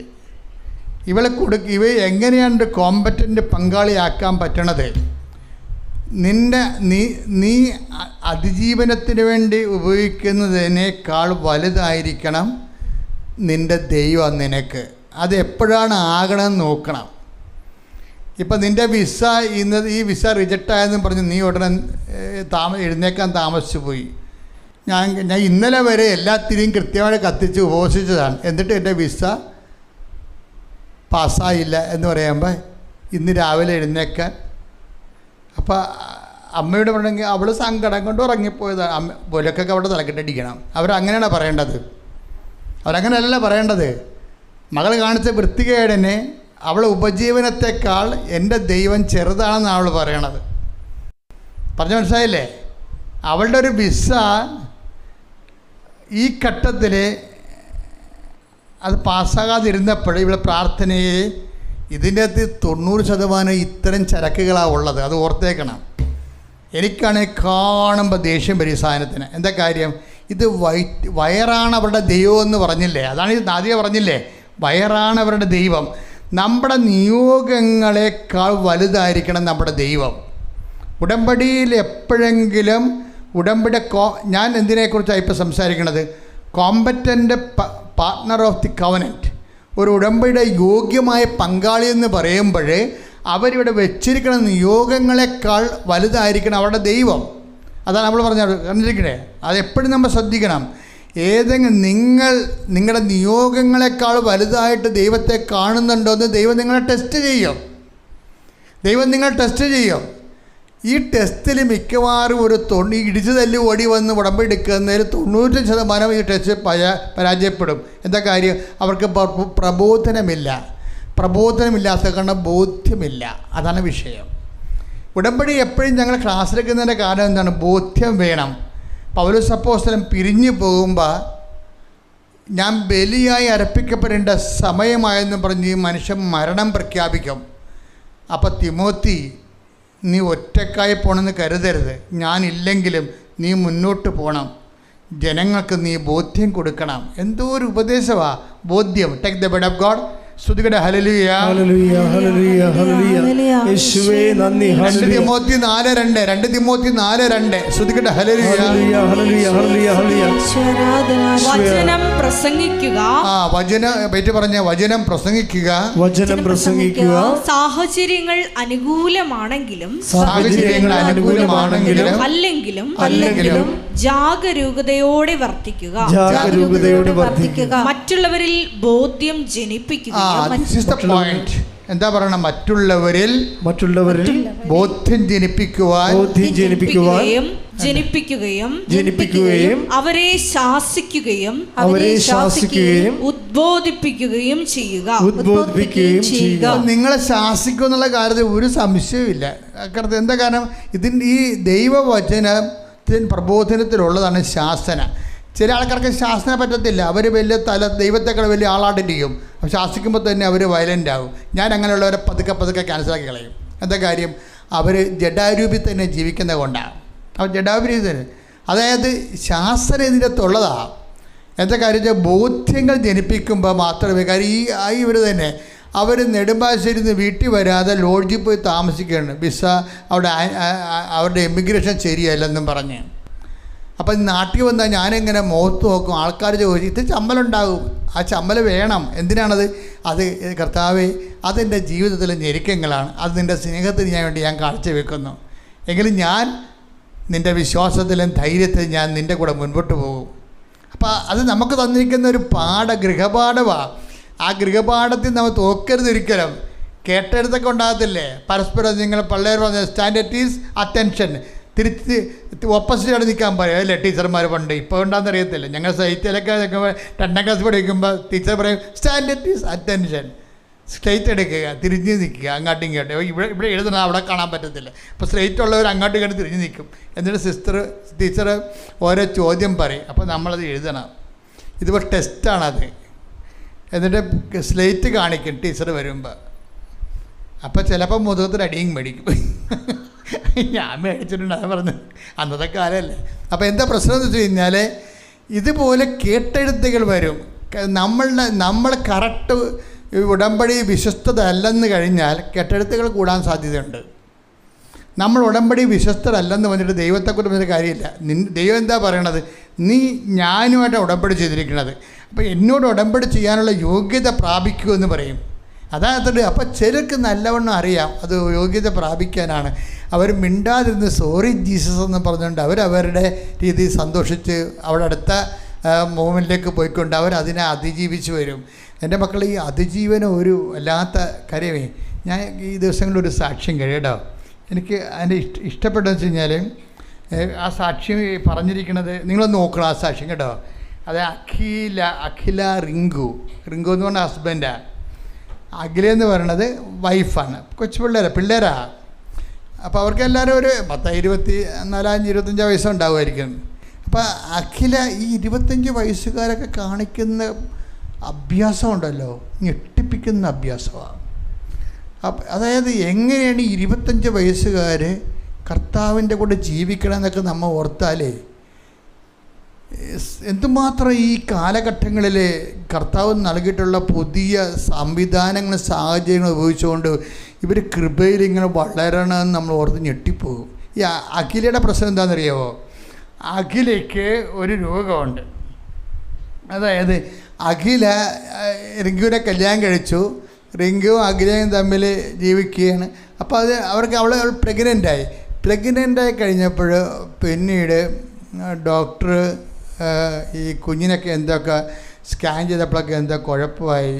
അപ്പോൾ ഡോക്ടർ പറയും ഇതിന് ഈ പ്രഗ്നൻസി മുന്നോട്ട് കൊണ്ടുപോകേണ്ട കാര്യമില്ല, എന്തോ കുഴപ്പമുണ്ട്, എന്താണെന്ന് മനസ്സിലാവണില്ല, ചിലപ്പോൾ കയ്യോ കാലോ ഒന്നും ഉണ്ടാകത്തില്ലെന്ന് പറയും. കൊച്ചിൻ്റെ എന്താ കുഴപ്പമെന്ന് അറിയാൻ പാടില്ല. അപ്പോൾ അതുകൊണ്ട് നമുക്കിത് ടെർമിനേറ്റ് ചെയ്യാമെന്ന് ഡോക്ടർ പറയും. അപ്പോൾ ഈ അഖില പറയും ഇത് ടെർമിനേറ്റ് ചെയ്യണം. അവിടെ ഈശോയുമായിട്ട് കുറച്ച് ആഴമായ ബന്ധമുണ്ട്. അപ്പോൾ ഈശോയോട് പറയും, ഈശോയെ ഇത് ടെർമിനേറ്റ് ചെയ്യണമെങ്കിൽ എനിക്ക് താല്പര്യമില്ല, കൊച്ചിനെ കൊല്ലാൻ താല്പര്യമില്ല എനിക്ക്. കൊച്ചിന് അംഗവിഹീനമാണെങ്കിൽ കുഴപ്പമില്ല, ഞാനത് വളർത്തിക്കൊള്ളാം, എന്നെ നീ ഒന്ന് സഹായിച്ചാൽ മതി. അപ്പോൾ ഡോക്ടറുമായിട്ട് ഇവൾ കണക്ഷൻ വിട്ട് എന്താ പിന്നീട് ആ ടേബിളിൽ ഈ വിഷയം പരാജയപ്പെടുന്ന കാരണം. അപ്പോൾ എല്ലാവരും അവളോട് പറയുന്നുണ്ട്, എടി ഇത് ടെർമിനേറ്റ് ചെയ്യലാരും ജീവിതകാലം മുഴുവൻ നീ ഇപ്പോൾ ചെറുപ്പത്തിൻ്റെ ഒരു ഇതുകൊണ്ട് പറയണതാണ് വളർത്തിക്കൊള്ളാമെന്ന്. ഇതൊക്കെ നമ്മുടെ കൂടെ ഉള്ളവരൊക്കെ ചത്ത് കഴിയുമ്പോൾ ഈ കൊച്ചു നിനക്ക് ബാധ്യതയാകും. അപ്പോൾ ഇവളെ ഇങ്ങനെ പറഞ്ഞ് ഇവളെ ഭ്രാന്ത് പിടിപ്പിക്കുകയാണ്. അവളിങ്ങനെ വയറൊക്കെ വീർത്ത് ഇങ്ങനെ സങ്കടപ്പെട്ട് നടക്കുകയാണ്. അപ്പോൾ ഇവൾ ഈശോയുമായിട്ട് മാത്രമാണ് കമ്മ്യൂണിക്കേഷനുള്ളത്. വെച്ചാൽ ഈ ആൾക്കാരെല്ലാം പറയുന്നത് കൊച്ചിനെ കളയാനാണ്, കേൾക്കുന്നവരെല്ലാം പറഞ്ഞാൽ കൊച്ചിനെ കളയുന്നതാണ് പറയണത്. അപ്പോൾ അങ്ങനെ പറയുമ്പോൾ ഇവക്കത് കളയാൻ താല്പര്യമില്ല. അവൾ ഈശോന് പറയും, ഈശോ എങ്ങനെയാണ് ഞാൻ ഇത് പ്രസവിക്കട്ടെ, എന്ത് അംഗവിഹീല്യമാണ്, കണ്ണു കാണാൻ പാടില്ല, ഞാൻ വളർത്തിക്കൊള്ളാം എന്ന് പറയും. അപ്പോൾ ഇത് കേട്ടപ്പോൾ നീ പൊട്ടിയാണ്, നീ കൊച്ചാണ്, നിനക്കറിയത്തില്ല, നീ കുഞ്ഞായതുകൊണ്ട് ഇങ്ങനെയൊക്കെ ചിന്തിക്കുന്നതാണ്, ഇതൊന്നും അല്ല ജീവിതം കാണാത്തവരൊക്കെ ജീവിതം കണ്ടു കഴിയുമ്പോൾ അത് മനസ്സിലാക്കുക എന്നൊക്കെ പറഞ്ഞുകൊണ്ട് ആൾക്കാർ ഇങ്ങനെ ആൻറ്റി ആയിട്ട് എതിർകിട പറയുന്നുണ്ടെങ്കിൽ ഇവിടെ ടെർമിനേറ്റ് ചെയ്യാൻ തയ്യാറല്ല. അവസാനം കാര്യം ഇവൾ ഈശോയുടെ തന്നെ ഇങ്ങനെ പിടിച്ച് നിൽക്കുക. അപ്പോൾ അതിൻ്റെ ഇടയ്ക്ക് അത് അങ്ങനെ വന്നു കഴിഞ്ഞപ്പോൾ അവസാനം ഈശോ ഒരു തീരുമാനം എടുക്കില്ല. ഈശോയ്ക്ക് അറിയാം ഈ ഡോക്ടർ പറഞ്ഞത് ശരിയാണെന്നറിയാം. പക്ഷേ ഇവളാണെങ്കിൽ വിശ്വാസത്തിൽ നിന്ന് കടുകിട മാറത്തുമില്ല. അപ്പോൾ ഇവളെ സേവ് ചെയ്യണം. അപ്പോൾ എന്ത് ചെയ്ത് കൊച്ചിനെ ഒരു 8-ാം മാസമായപ്പോൾ കൊച്ചിനെ പ്രസവിച്ച് കഴിഞ്ഞപ്പോൾ കൊച്ച് ചത്ത് പ്രസവിച്ച്. അപ്പോൾ അതുകൊണ്ട് വലിയ ആശ്വാസമായി, അല്ലെങ്കിൽ അവൾ പണി മേടിച്ചേനും. അപ്പോൾ എല്ലാത്തിനും ഒരു സൊല്യൂഷൻ ദൈവത്തിൻ്റെ കയ്യിലുണ്ട്. അപ്പോൾ പക്ഷേ ഈ ടെസ്റ്റിൽ ഇവൾ 100 മാർക്ക് മേടിച്ച്. എന്താ കാര്യം? ഇത് ടെസ്റ്റാണെന്നല്ല, ഇതിൽ ഇവൾ 100 മാർക്ക് മേടിച്ച്. പല ആൾക്കാർ 0 തോക്കണതാണ്. എൻ്റെ മക്കളെ ഈ ദൈവത്തിൻ്റെ അടുത്ത് തോറ്റു കഴിഞ്ഞാണല്ലോ പിന്നെ ജയിക്കാൻ ഭയങ്കര പാടാണ്. അതിനാണ് ഈശോ ആദ്യമേ പ്രാർത്ഥന പഠിപ്പിച്ചപ്പോൾ പറഞ്ഞ് ഞങ്ങളെ പ്രലോഭനത്തിൽ അതാണ് പ്രശ്നം. ഇതുപോലെ ചെന്ന് വീണ പ്രലോഭനത്തിൽ വന്നു പോയാൽ 99% ആൾക്കാരും പരിക്കാവുക എന്നുള്ള കാര്യത്തിൽ സംശയമില്ല. ഇങ്ങനെ പരിക്കായി കഴിഞ്ഞാൽ പിന്നെ പരിക്ക് പരിഹരിക്കാതെ മുന്നോട്ട് പോകത്തില്ല. കാര്യം ദൈവമായിട്ടാണ് നമ്മൾ ഇടവെന്ന് ഓർക്കണം. ഏറ്റവും വലിയ റിസ്ക് എന്താണ്? ദൈവത്തെ കണ്ട് സംസാരിക്കാൻ പറ്റണില്ലെന്നാണ് ഏറ്റവും വലിയ റിസ്ക് ഇതിൻ്റെ അകത്ത്. ഈ കണ്ട് സംസാരിക്കാൻ പറ്റാത്ത കൊണ്ടാണ് വിശ്വാസത്തിന് ഇത്രയും വിലയുള്ളത്. മനസ്സിലായില്ലേ? ദൈവത്തെ കണ്ട് സംസാരിക്കാൻ പറ്റുമെന്നുണ്ടെങ്കിൽ വിശ്വാസത്തിന് വിലയില്ലല്ലോ. ഇപ്പോൾ വിശ്വാസം ഇത്രയും തീ പിടിച്ച വിലയായിരിക്കണതിൻ്റെ കാരണം ദൈവത്തെ നമുക്ക് കണ്ട് സംസാരിക്കാൻ പറ്റത്തില്ല. എന്നും പറഞ്ഞ് ദൈവത്തെ കാണാൻ പറ്റത്തില്ലെന്ന് ഞാൻ പറയത്തില്ല, ഉടമ്പടി എടുത്ത പകുതി മുക്കാലും ആൾക്കാർ പറയത്തില്ല. കാര്യം എന്താണ്? ഇവർ ഒരു തരത്തിലല്ല മറ്റൊരു തരത്തിൽ ദൈവത്തെ കാണുന്നുണ്ട്, അല്ലെങ്കിൽ അമ്മയെങ്കിലും കാണുന്നുണ്ട്. ഉടമ്പടി പോലെ ഇതുപോലെ അമ്മയെ, സഞ്ചാരി മാതാവിനെയും, മുല്ലപ്പൂ സുഗന്ധവും മഴവില്ലും ദർശനവും സ്വപ്നവും ഉണ്ടാക്കുന്ന ഒറ്റ പ്രാർത്ഥന ഈ 2000 വർഷമായിട്ട് സാധാരണ മനുഷ്യർക്ക് അനുഭവം ഉണ്ടായിട്ടില്ല. അത്രയ്ക്ക് സാധാരണ മനുഷ്യരുടെ അനുഭവങ്ങളുടെ കുത്തിപ്പാച്ചിലാണ് ഇപ്പോൾ നടക്കുന്നത്. അപ്പോൾ ഇതെല്ലാം സത്യമാണെന്നുള്ള ആൾക്കാർക്ക് നല്ല ഉടമ്പടിയിലൊരു 50% ആൾക്കാർക്ക് ഇതിനെക്കുറിച്ച് നല്ല ബോധമുണ്ട്, ഈ വിഷയമുണ്ട്. ഇതെല്ലാം കേട്ട് ഈ ധ്യാനങ്ങളെല്ലാം കേട്ട് പോകുമ്പോഴാണ് ഈ അഖില ഒരു നിലപാടെടുക്കുന്നത്. അപ്പോൾ അതിനുശേഷം അഖിലയുടെ ബ്ലഡ് പരിശോധിച്ച് കഴിഞ്ഞപ്പോൾ ഡോക്ടർ പറയുന്നുണ്ട്, ഈ കൊച്ചു മരിച്ച് പുറത്ത് വന്നപ്പോൾ ഡോക്ടർ പറഞ്ഞു, അഖില ഇനി പ്രഗ്നൻ്റ് ആകേണ്ട കാര്യമില്ല, ഇനി പ്രഗ്നൻ്റ് ആകരുത്. കാര്യം നമ്മൾക്ക് എന്തുകൊണ്ട് ഈ കുട്ടി മരിച്ചു പുറത്ത് വരുന്നു എന്നുള്ളതിനെക്കുറിച്ച് അറിയണം. എന്തുകൊണ്ട് ഗർഭത്തിലായിരിക്കുമ്പോൾ തന്നെ കൊച്ചിന് അംഗവൈകല്യം ഉണ്ടാകുന്നു എന്നതിനെക്കുറിച്ച് അറിയണം.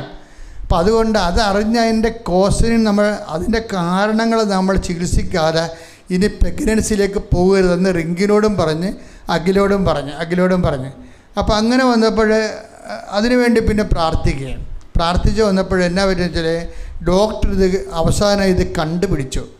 അവിടെ ഈ കൊച്ചു മരിച്ചു കഴിഞ്ഞപ്പോൾ പിന്നെ ഇവിടെ ബ്ലഡിൻ്റെ പുറകെയായി ഡോക്ടർ. കാര്യം ബ്ലഡിൽ എന്താ ഉള്ളത്, കുട്ടി മരിക്കേണ്ട കാരണം എന്താണ്, കുട്ടിക്ക് ഗർഭത്തിൽ അംഗവൈകല്യം വരാൻ കാര്യം എന്താണ്, ഇനി കുട്ടികളുണ്ടായാലും ഇങ്ങനെ വരാൻ കാര്യം എന്താണ്. അപ്പോൾ ബ്ലഡിൻ്റെ പുറകെയാണ് പിന്നെ ഡോക്ടർ നടക്കുന്നത്. ബ്ലഡിൻ്റെ ഓരോരോ സാമ്പിൾ എടുത്തിട്ട് വ്യത്യസ്തങ്ങളായ 100 കണക്കിന് ടെസ്റ്റ് നടത്തി നോക്കിയപ്പോഴാണ് അവസാനമാണ് ഡോക്ടർ പിടികിട്ടിയത്, ഈ കുട്ടിയെ കൊല്ലുന്ന ഒരു അതായത് ഓട്ടോ ഇമ്മ്യൂണിങ് കണ്ടൻറ്റ് ഈ ഫോറിൻ ബോഡി, ഈ ഒരു ഫോറിൻ ബോഡി നമ്മുടെ ബോഡി കയറിയാൽ അതിനപ്പം കൊന്നുകളയും. അങ്ങനെ ബോഡിയുടെ അകത്ത് തന്നെ ഒരു ആൻറ്റിബോഡി വർക്ക് ചെയ്തുകൊണ്ടിരിക്കുകയാണ് ഇതിൻ്റെ അകത്ത്. അത് ഒറ്റ നടക്ക് പോകത്തില്ല. ഓട്ടോ ഇമ്മ്യൂൺ ഡിവിഷൻ ഡോക്ടർമാർക്ക് അറിയാം, നേഴ്സുമാർക്ക് അറിയാം. അപ്പോൾ ഇതിനെ അവളെ വിളിച്ചത് എന്താ DVT എന്നും പറഞ്ഞൊരു രോഗമാണ്. അതായത് ഈ നമ്മുടെ ബോഡിയുടെ അകത്ത് തന്നെ ബോഡിക്കെതിരെ പ്രവർത്തിക്കുന്ന മറ്റൊരു ബോഡി വർക്ക് ചെയ്യുകയാണ്. അപ്പം അത് വന്നപ്പോൾ ഇനി കുട്ടികളുണ്ടാകത്തില്ല. കുട്ടിയെ കണ്ട ശത്രുവിനെ പോലെ ബോഡി കാണണം, ഇതിനെ കൊന്ന് പുറന്തള്ളും. ഇങ്ങനെ 5 അപ്പം അങ്ങനെ അതിൻ്റെ ഇടയ്ക്ക് ഈ അഖില ഇതുപോലെ കുട്ടി പ്രസവിച്ച് മരിക്കണം വേറെ ഒരു ചേച്ചീനെ കണ്ടേ. ആ ചേച്ചിയുടെ കുട്ടി 5 പ്രാവശ്യം പ്രസവിച്ചു. 7 കൊല്ലത്തിനുള്ളിൽ 5 പ്രാവശ്യം പ്രസവിച്ചു. 5 പ്രാവശ്യം പ്രസവിച്ചിട്ട് കൊച്ച് മരിച്ചു. അപ്പം 5 കൊച്ചൊക്കെ മരിച്ചു. അങ്ങനെ അതുകൊണ്ട് ഇവള് ഇടയ്ക്ക് അവളോടാണ് ചോദിക്കണം, കാര്യം സെയിം രോഗമാണ് 2 പേർക്കും. അപ്പം അവൾ പറയും, ഇത് നടക്കത്തില്ല, ഇതിന് മരുന്നില്ല എന്ന് പറയും. അപ്പം മരുന്നില്ല എന്ന് പറയുമ്പോൾ ഇത് ശരിയാണ്, ഇതിനൊക്കെ പല ഓട്ടോ ഇമ്മ്യൂൺ ഡിസീസിനും അറിയാം, അതിന് വൈദ്യശാസ്ത്രത്തിൽ മരുന്നില്ല ശരിക്കും പറഞ്ഞാൽ. അപ്പോൾ ഇങ്ങനെ ഒരു ഡൈക്കോട്ടമി ചെന്ന് അഖില ചെന്ന് ചാടുകയാണ്. ഇവർക്ക് 20 വയസ്സ് 25 വയസ്സ് 27 ഉള്ളെന്ന് ഓർക്കണം. പക്ഷേ എന്നാലും വിശ്വാസത്തിൽ ഇവർക്കൊരു 10-65 വയസ്സിൻ്റെ ഒരു ഇത് കാണിക്കേണ്ട ഇവളെ വിശ്വാസത്തിൽ. അപ്പോൾ ഇവളെന്ത് വെച്ചാൽ അപ്പോഴാണ് ഇവൾ ഉടമ്പടിയെക്കുറിച്ച് അറിയണത്. അങ്ങനെ വന്ന് ഉടമ്പടി എടുക്കും. ഉടമ്പടി എടുത്തതിന് ശേഷം അപ്പോൾ ഇപ്പോൾ എന്താ ഉടമ്പടി എടുത്തതിന് ശേഷം ഈ ഉടമ്പടി തൈലം എടുത്തിട്ട് ഇവൾ വയറിലും എല്ലാ സ്ഥലങ്ങളിലൊക്കെ പെരട്ടി വിശ്വാസ പ്രമാണത്തിൽ പെരട്ടി കഴിയുമ്പോൾ എന്നാ സംഭവത്തിൽ ഇവൾക്കുണ്ടായിരുന്ന അസുഖം എന്താണ്, ഈ ഓട്ടോ ഇമ്മ്യൂൺ ഡിസീസ് ഉണ്ടായിരുന്ന കാരണം ബ്ലഡ് ക്ലോട്ട് ചെയ്യുന്നവരായിരുന്നു, എപ്പോഴും ക്ലോട്ട് ചെയ്യും. അതിൻ്റെ കുഴപ്പം അതാണ്, ബ്ലഡ് തന്നെത്താൻ ക്ലോട്ടാവും. ഇപ്പോൾ കുറേ ആൾക്കാരൊക്കെ ഇങ്ങനെ മരിക്കണില്ല, ബ്ലഡ് സ്വാഭാവികമായിട്ട് ക്ലോട്ടിങ് എൻ്റെ കുഴപ്പത്തിൽ ചിലർക്ക് ക്ലോട്ടിങ് നടക്കണില്ല, ചിലർക്ക് പെട്ടെന്ന് ക്ലോട്ടാകുന്നു. അപ്പോൾ ഇതുപോലൊരു ഡിസീസാണിത്. അപ്പോൾ ഇതിന് മരുന്നില്ല. കാലിൽ തന്നെ പല സ്ഥലങ്ങളിൽ ബ്ലഡ് ക്ലോട്ടായി കിടക്കുകയാണ്. അത് കാരണം ബ്ലഡ് ഓടുന്നകത്ത് കാരണം കാല് നീല നിറമായി, പിന്നെ കറുത്ത നിറമായി, പിന്നെ ഡോക്ടർ പറഞ്ഞു 2 കാലും മുറിക്കണമെന്ന് പറഞ്ഞു. ഇപ്പോൾ മനസ്സിലായില്ലേ അപ്പോൾ എന്തുമാത്രം സീരിയസ് ആണ് വിഷയമെന്ന്. അവിടെ ഇവിടെ എല്ലാം കയറി മുട്ടുകയാണ്. കൊച്ചു ഉണ്ടായിക്കഴിഞ്ഞാൽ അവിടെ ഊടിലെ ബ്ലഡ്, നമ്മുടെ പൊക്കിൾക്കൊടിയിലെ ബ്ലഡ് ക്ലോട്ടാകും, ആ കൊച്ചിനെ കൊന്നു കളയാൻ വേണ്ടി. ഊട് വഴിയാണല്ലോ കൊച്ചു ഭക്ഷണം എടുക്കണത്. അപ്പം അതുകൊണ്ട് അത് വലിയ ഇഷ്യൂ ആയി. പക്ഷേ ഇവളത് പെരുട്ടിക്കഴിഞ്ഞപ്പോൾ ഉടനെ ഇവളുടെ ക്ലോട്ടിങ് എല്ലാം മാറി. മരുന്ന് കഴിക്കാൻ, അതായത് ഈ കാര്യത്തിന് വേണ്ടി മരുന്ന് കഴിക്കേണ്ടെന്ന രീതിയിലായി. ആൾ പഴയതുപോലെ ഫ്രഷായി. അപ്പോൾ ഉടമ്പടി പെട്ടെന്ന് വർക്ക് ചെയ്ത്, പെട്ടെന്ന്. കാര്യം എന്താ പ്രശ്നം വെച്ചാൽ ഇവൾക്കൊരു മിനിമം വിശ്വാസം നേരത്തെ ഉണ്ടല്ലോ. അതാണ് ഈ ഉടമ്പടി പെട്ടെന്ന് ലൈറ്റ്നിങ്ങായിട്ട് വർക്കായത്. നിങ്ങളെപ്പോഴും ശ്രദ്ധിക്കേണ്ട വിഷയം എന്താ, ദൈവം ഈ വിശ്വാസം ഇതിൻ്റെ അകത്ത് വളരെ കാതലായൊരു വിഷയമാണ്. നിങ്ങൾ വിഷയമായിട്ടിരിക്കുന്ന വിശ്വാസത്തെ തട്ടി നോക്കിയിട്ട് വിഷയം ഇങ്ങനെ പത്തി വിടർത്തി നിൽക്കുമ്പോൾ നമ്മൾ പേടിച്ചിട്ട് വിശ്വാസം താഴ്ന്നു പോകുന്നതായിട്ടാണ് നമ്മൾ ആൾക്കാരിൽ കണ്ടിരിക്കുന്നത്. പക്ഷേ ഈ അഖിലയ്ക്ക് അങ്ങനെയല്ല. അഖില ഇതുപോലെയുള്ള അനുഭവങ്ങൾ കടന്നു പോകുമ്പോഴും വിശ്വാസം ശക്തിപ്പെട്ടുകൊണ്ടേയിരിക്കും. കാരണം വിശ്വാസത്തിനൊരു വിഷയം, ഇതിൻ്റെ ഒരു ഗ്രാൻഡ് സ്കീമുണ്ട്. ഗ്രാൻഡ് സ്കീം എന്ന് വെച്ചാൽ നമ്മൾക്ക് ചില സബ്സിഡി, ചിലത് ഗ്രാൻഡ് എന്നൊക്കെ പറയത്തില്ല, അതുപോലെ ലോണ്. അതുപോലെ തന്നെ വിശ്വാസത്തിന് എവിടെയെങ്കിലും ഇടർച്ച വന്നാൽ അവളുടെ പഴയ ഫയലനുസരിച്ച് ദൈവമായിട്ട് ഇങ്ങനെ യോജിച്ച് പോകണം എന്ന് ദൈവത്തിന് ഇട്ടെറിഞ്ഞ് കളയണ ആളല്ല എന്ന് കണ്ടാൽ ദൈവം ഹെൽപ്പ് ചെയ്തുകൊണ്ടിരിക്കും. കാര്യം അത് ഓട്ടോമാറ്റിക്കായിട്ട് വരുന്ന ഹെൽപ്പിംഗ് ആണ്. കാര്യം നമ്മൾ പഴയ കാലങ്ങളിലൊക്കെ നിസ്സാര കാര്യങ്ങളൊക്കെ നിങ്ങൾ പ്രാർത്ഥന മുടക്കുകയും ചില കാര്യങ്ങളൊക്കെ മാസങ്ങളോളം പ്രാർത്ഥിക്കാതൊക്കെ ഇരിക്കുകയൊക്കെ ചെയ്യണില്ലേ, അതൊക്കെ എന്ത് അപകടമാണെന്നറിയാമോ? അപ്പം നിങ്ങൾക്ക് ഇത്തിരി സുഖം തോന്നും അല്ലേ? ഇന്ന് പോയി സിനിമയും കണ്ടുവച്ചും വന്നിരുന്ന് കൊന്ത പോലും ചെല്ലാ കിടന്ന് ഉറങ്ങുമ്പോഴൊക്കെ ഒരു സുഖമില്ലേ? ഈ കുറച്ച് കഴിയുമ്പോൾ ഒരു ഇഷ്യൂ ഉണ്ടാകുമ്പോഴാണ് ഈ ആൾക്കാർ പണി മേടിക്കാൻ പോണത്. അതാണ് എൻ്റെ വിഷയം വരണത്. ഫയർ എഞ്ചിനെ പെരക്കത്തി പിടിക്കുമ്പോൾ ഫയർ എഞ്ചിൻ്റെ മൊബൈലെ ഫയർ എഞ്ചിൻ 100, 150, 108 വിളിക്കും, 104 അത് വേറെ ഇങ്ങനെ ചോദിച്ചിരിക്കണേ, കത്ത് പിടിച്ചോണ്ടിരിക്കണേ. ഈ 108 മൊബൈൽ എടുത്തു വെക്കുമ്പോഴാണ് മൊബൈലിൽ അപ്പോൾ ചാർജും ഇല്ല, നെറ്റും ഇല്ല, തീർന്ന പരിപാടി. പെരക്കത്തി പിടിക്കുമ്പോഴേ മൊബൈൽ നമ്പർ പോലീസിനെ വിളിക്കാൻ, ഫയർ എഞ്ചിനെ വിളിക്കാൻ വേണ്ടി മൊബൈൽ എടുക്കുമ്പോൾ നെറ്റില്ലെങ്കിൽ ഉള്ള അവസ്ഥ എന്തായിരിക്കും? ഇതുപോലെ ഇരിക്കും നിങ്ങൾ ഇടക്കും തലക്കും ദൈവമായിട്ട് നക്കാപ്പിച്ച കാര്യത്തിന് ഉടക്കി പ്രാർത്ഥനയും ജീവിത രീതിയൊക്കെ മുടക്കുമ്പോൾ ഉടമ്പടിയോടുകൂടി ഇതെല്ലാം റീസ്റ്റേറ്റ് ചെയ്യണം. പണ്ടേ ഇത് കലാപരിപാടിയായിട്ട് ആൾക്കാരുണ്ടാവും. ഇങ്ങനെ സ്ഥിരം എന്തെങ്കിലും കാര്യത്തിന് കുറച്ച് നാൾ ദൈവത്തോട് അടുത്ത് കുറേ ആൾക്കാർ, പിന്നെ കുറേ നാൾ പിശാചിനെ കൂടെ നടന്ന്, പിന്നെ ഒരു വിഷയം ഉണ്ടാകും ദൈവത്തോട് അടുത്ത്. ഇങ്ങനെ അങ്ങോട്ടും ഇങ്ങോട്ടും ആടിക്കളിക്കണ കൊച്ചുരാമന്മാരൊക്കെ എന്താ ചെയ്യേണ്ടതെന്ന് വെച്ച് കഴിഞ്ഞാൽ ഉടമ്പടിയോടുകൂടി അവർ കറക്റ്റ് ചെയ്യണം. ദൈവമായിട്ട് സത്യസന്ധമായി ജീവിക്കാനും കഴിഞ്ഞ കാലങ്ങളിൽ വന്നിട്ടുള്ള കാപട്യങ്ങളെ പരിഹാരം ചെയ്യാനും എല്ലാം പുതുതായിട്ട് തുടങ്ങിക്കൊണ്ട് ദൈവത്തെ നേരിട്ട് ദൈവമായിട്ട് കമ്മ്യൂണിക്കേറ്റ് ചെയ്യാൻ പറ്റിയ ഒരു കാലം നമ്മുടെ ജീവിതത്തിൽ ദൈവം ഉണ്ടാക്കി തന്നിരിക്കുകയാണ്. അതിനാണ് ഞാൻ നിങ്ങളോട് എപ്പോഴും പറയുന്നത്, മക്കളെ സാക്ഷ്യം കേൾക്കണേ. കാര്യം സാക്ഷ്യം എത്ര തവണ കേട്ടാലും നമുക്ക് ഉണ്ടാകുന്ന ഗുണം ദോഷം ഉണ്ടാകുന്ന ഗുണമേ ഉണ്ടാകത്തുള്ളൂ. എന്താ കാണിച്ചു കഴിഞ്ഞാൽ ഓരോ മനുഷ്യന്മാർ ദൈവത്തെ കണ്ടുപിടിച്ചതും ആ ദൈവത്തെ അവർ ഫോളോ ചെയ്തതും അവസാനം ദൈവം അവരെ ദുർഘടമായ കാലങ്ങളിൽ നിന്ന് കൈപിടിച്ച് ഉയർത്തിയതും എന്തെല്ലാം വലിയ ഐതിഹാസികമായിട്ടുള്ള ഓപ്പറേഷൻസാണ് സാക്ഷ്യത്തിലുള്ളത്. അപ്പം ഇവള് ഉടമ്പടി തൈലം അഖില ഒരിക്കലും വിചാരിച്ചില്ല ഉടമ്പടി തൈലം പെരട്ടുമ്പോൾ തന്നെ ഈ ഓട്ടോ ഇമ്മ്യൂൺ ഡിസീസ് പോകുമെന്ന്. പിന്നെ ഡോക്ടർ പറഞ്ഞ കാലം മുറിക്കണ്ട, ഇപ്പോൾ എല്ലാം ഓക്കെ ആയി, ക്ലോട്ടിങ് ഇല്ലെന്ന് പറഞ്ഞു. ഡോക്ടർ തന്നെ അറിയാൻ പറ്റില്ല, എന്താ സംഭവിച്ചെന്നറിയാൻ പാടില്ല. അതപ്പോൾ അമ്മ ഈ വിഷയം ഏറ്റെടുത്താൽ, ഞാൻ എപ്പോഴും നിങ്ങളോട് ശാസിക്കുന്നതിൻ്റെ കാരണം നിങ്ങളിതിനകത്ത് കാപട്യം കാണിക്കരുത്, ഡയബോളിസം കാണിക്കരുത്. ഇപ്പം എല്ലാ പിശാച് ബാധിതരെക്കുറിച്ച് പിശാച് ബാധിത ആൾക്കാർ വരുമ്പോൾ പറയാം അത് ഡയബോളിക്കാണെന്ന് പറയും. എന്നുവെച്ചാൽ ഒരു വ്യക്തി തന്നെ സ്പ്ലിറ്റ് പേഴ്സണാലിറ്റി ഉണ്ടാവും. ദൈവതിരുസ്ഥനത്തിൽ ഇങ്ങനെ വലിയ പഞ്ചപ്പെട്ട് വലിയ വിനയമൊക്കെ നടിച്ച് വലിയ ഭക്തിയും പ്രാർത്ഥനയൊക്കെ ഉണ്ടാകും. അവരുടെ യഥാർത്ഥ ജീവിതത്തിൽ അവർ വേറെ ഒരു അവതാരമായിരിക്കും. അത് ഡയബോളിക്കുകൾ നമ്മുടെ ഈ ആൾക്കാരുടെ കൂട്ടത്തിൽ 60% ഈ വിശ്വാസികളുടെ കൂട്ടത്തിൽ 60% ഡയബോളിക്കലുണ്ട്, സ്പ്ലിറ്റ് പേഴ്സണാലിറ്റീസ് ഉണ്ട്. കാര്യം വെച്ചാൽ ദൈവത്തിരുസ്ഥനതിയിൽ ഒരു തരത്തിൽ ഇങ്ങനെ പാഞ്ചാപ്പെട്ട് വലിയ കാര്യത്തിൽ കണ്ണിരൊക്കെ ഒഴുക്കി ആനകൂനെന്നൊക്കെ പറഞ്ഞ് പറഞ്ഞ് നിൽക്കും. പക്ഷെ അവിടെ യഥാർത്ഥ ജീവിതം വരുമ്പോൾ അവർ തനി കുണം കാണിക്കുകയും അപ്പോൾ ഇത് രണ്ടും ഒരു സ്വഭാവമായിരിക്കണം. അത് ഭയങ്കര വെല്ലുവിളിയാണ് ഉടമ്പടിയിൽ. നിങ്ങൾ യഥാർത്ഥ നിങ്ങൾ ആരാണെന്ന് നിങ്ങൾ കണ്ടെത്തണം. ആ യഥാർത്ഥ നിങ്ങൾ ഒരിക്കലും ഉടമ്പടി ചെയ്യാൻ പറ്റുന്ന ആളായിരിക്കത്തില്ല മിക്കവാറും. ഇതാണ് ഇതിൻ്റെ അത് റിസ്ക് എന്ന് പറയണത്. യഥാർത്ഥം നിങ്ങൾ ആരാണെന്ന് നിങ്ങൾ കണ്ടെത്തണം. സ്ഥല ഉടമ്പടി ഉണ്ടായപ്പോഴും ഉടമ്പടി ഉണ്ടായപ്പോഴും കച്ചവടം ചെയ്തപ്പോഴും മറ്റ് കല്യാണം നടത്തിയപ്പോഴും നിങ്ങൾ അവിടെയെല്ലാം ഉപയോഗിക്കുന്നത് ദൈവത്തിൻ്റെ മാനദണ്ഡങ്ങളല്ല. നിങ്ങളുടെ സൂത്രപ്പണികളും അടക്കുവിദ്യകളും ചതിപ്രയോഗങ്ങളൊക്കെയാണ് നിങ്ങൾ ഉപയോഗിക്കുന്നത്. അതാണ് യഥാർത്ഥ നിങ്ങളെന്ന് പറയണത്. അത് ഉടമ്പടിക്ക് യോഗ്യമായ ആളല്ല. ഉടമ്പടി കുമ്പസാരം എന്ന് പറയണത് ഉടമ്പടിക്ക് പറ്റാത്ത രീതിയിലുള്ള പ്രാകൃതമായ ജനിതകമായ പാരമ്പര്യ രോഗങ്ങളുള്ളവരാണെന്ന് നോക്കണം.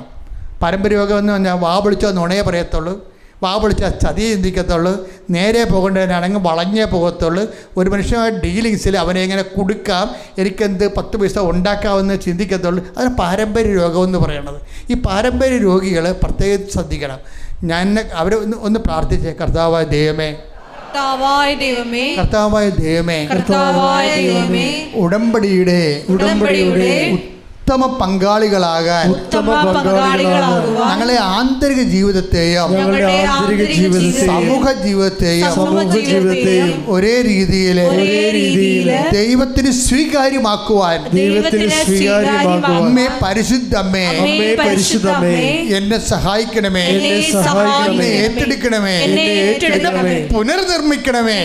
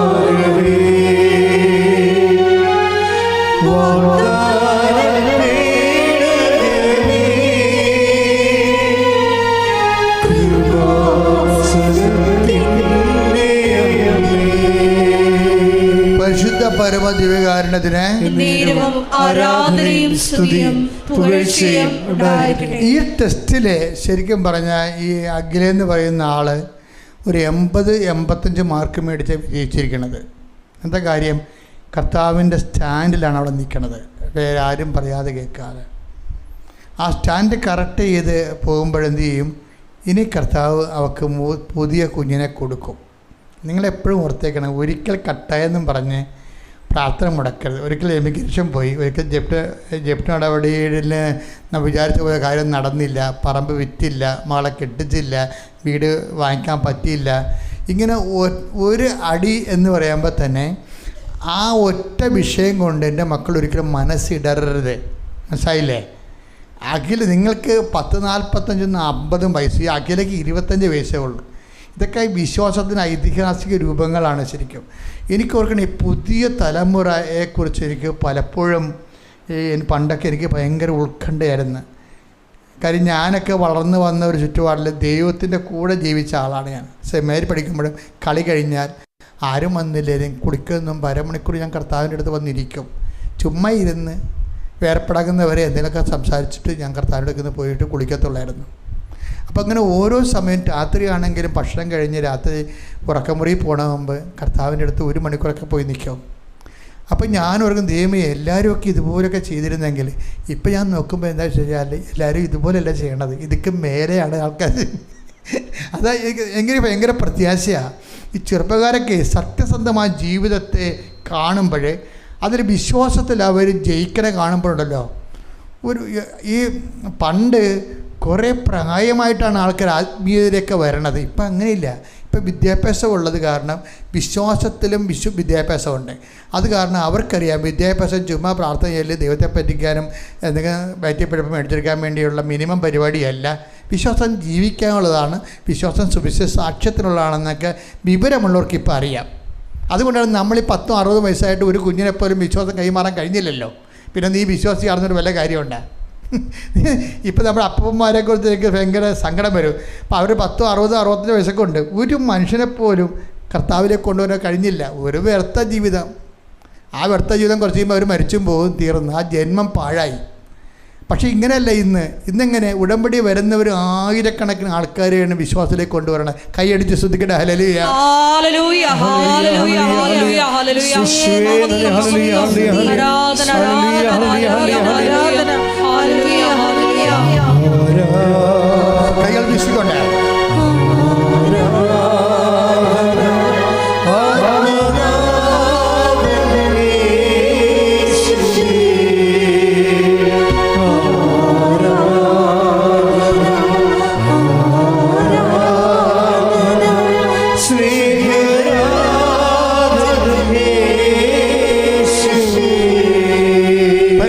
പരമദിവ്യകാരുണ്യത്തിന് ആരാധനയും സ്തുതിയും പുകഴ്ചയും ഉണ്ടായിരിക്കട്ടെ. അതിനുശേഷം ഇവർ ഈ അഖില കർണാടകയിൽ പോയി. ഹസ്ബൻഡ് അവിടെ വർക്ക് ചെയ്യണത്.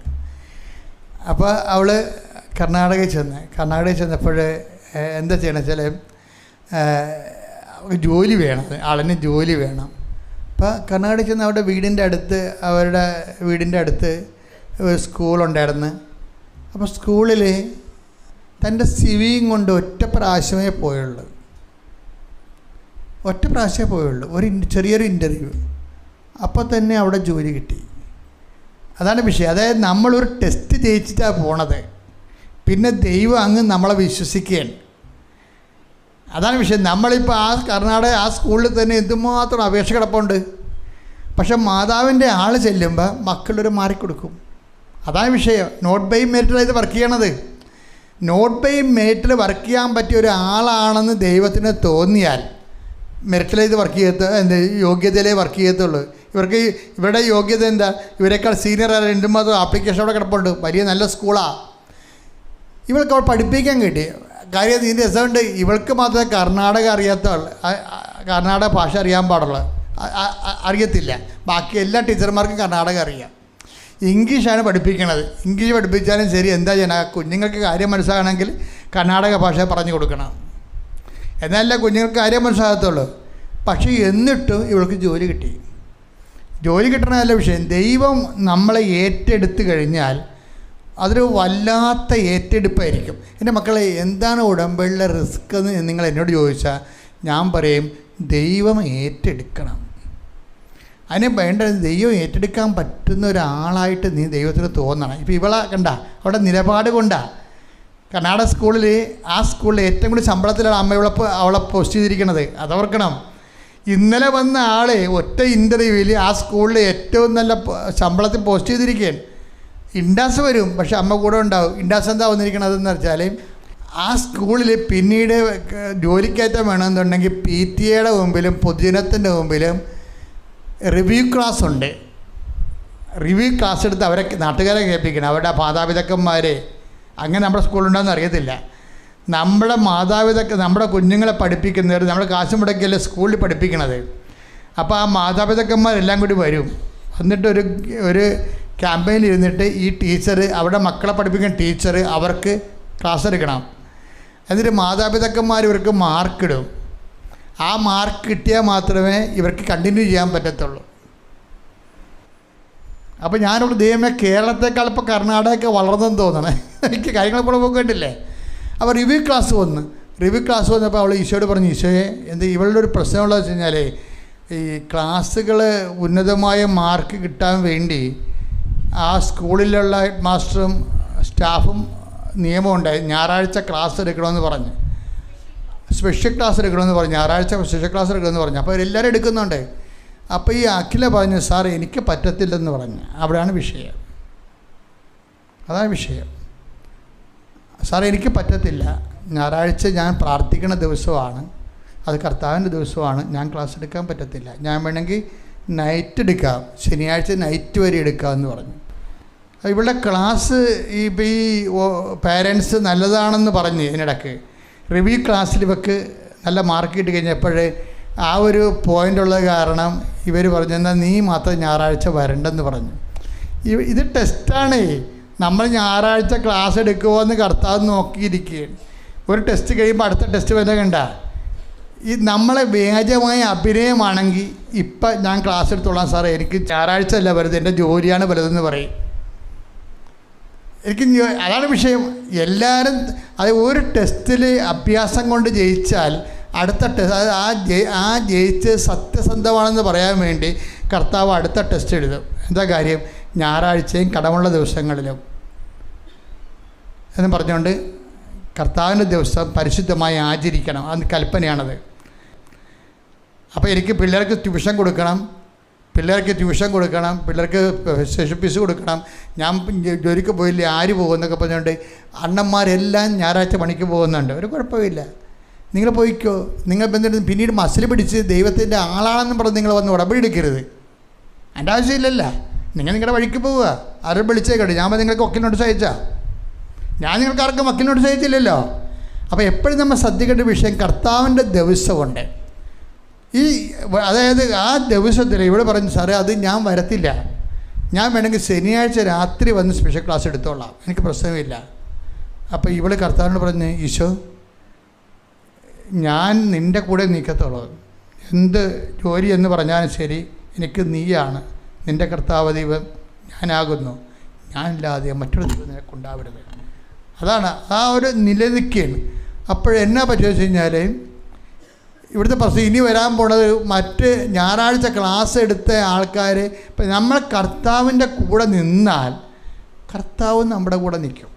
ഇവിടെ ഞായറാഴ്ച ഇവർക്ക് ലീവ് കൊടുത്ത് നീ ഞായറാഴ്ച വരണ്ടെന്ന് അവർ പറഞ്ഞു. കാരണം റിവ്യൂ ക്ലാസ്സിൽ നിനക്ക് വലിയ കുഴപ്പമില്ല, അതുകൊണ്ട് നീ വരണ്ടെന്ന് പറഞ്ഞു. ഇവളുടെ പ്രശ്നം എന്താ? ഈ സ്പെഷ്യൽ ക്ലാസ്സുള്ള കുഞ്ഞുങ്ങൾ, ഞായറാഴ്ച ക്ലാസ് എടുത്ത കുഞ്ഞുങ്ങൾ മറ്റ് ക്ലാസ്സുകളിലെല്ലാം നല്ല ശതമാനം മേടിക്കുകയും ഇവിടെ ക്ലാസ്സിലെ കുഞ്ഞുങ്ങൾക്ക് ശതമാനം കുറഞ്ഞു പോയാൽ ഇവിടെ പുറത്താവും, സംശയമില്ലല്ലോ. ഇവിടെ നമുക്കൊന്നും ചെയ്യാൻ പറ്റത്തില്ല. ഇവിടെ ആര് ചെയ്യണം? ഇവിടെ നമ്മൾ വിശ്വസിച്ച് ദൈവം തന്നെ ചെയ്യണം. ദൈവം ഒന്നൊന്നര ചെയ്ത് ഞായറാഴ്ച ക്ലാസ്സിൽ കഴിഞ്ഞ് ഇവളുടെ കുഞ്ഞുങ്ങൾ മാത്രം 100% ജയിച്ച്. അതായത് ഇത് വിശ്വാസ ജീവിതമാണെന്ന് എന്തുകൊണ്ട് ഇടയ്ക്കിടയ്ക്ക് ടെസ്റ്റ് വരണത്? ഇത് വിശ്വാസ ജീവിതമാണെന്ന് ദൈവം തന്നെ നമ്മളെ ബോധ്യപ്പെടുത്തുകയും വിശ്വാസത്തിന് വില കൊടുക്കാൻ ഉള്ളവർ മാത്രം നിന്നാൽ മതിയെന്ന് പറയും, അല്ലാത്തവർക്ക് പോകാമെന്നും പറയും. ഈശോ ഞാൻ അത്രയും പറയണില്ല, ഈശോ അങ്ങനെയാണ് പറയണത്. ഇത് വിശ്വാസ ജീവിതമാണ്. വിശ്വാസത്തിൻ്റെ ഡിമാൻഡ്സ് അനുസരിച്ച് ജീവിക്കാൻ പറ്റുന്നവർ മാത്രം നിലനിന്നാൽ മതിയെന്നാണ് ഞാൻ പറയത്തുള്ളൂ. പക്ഷേ ഈശോ അങ്ങനെ പറയണത് അല്ലാത്തവർക്ക് പോകാമെന്ന് പറയും. അതാണ് വിഷയം. കാര്യം ലൈഫ് മൊത്തം ഇൻവെസ്റ്റ് ചെയ്തിരിക്കുകയാണ് ഇതിൻ്റെ അകത്ത്. അത് കൂതറ വിശ്വാസികളെ പുള്ളി കണ്ടുകൂടാ, അതാണ് വിഷയം.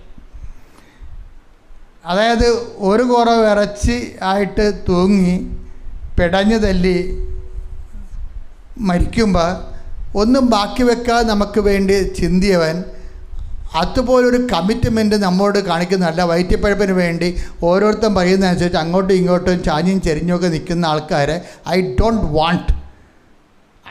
വാണ്ട് അങ്ങനെ ഈശോ പറഞ്ഞിട്ടുണ്ട്. എനിക്ക് യോഗ്യമല്ലെന്ന്.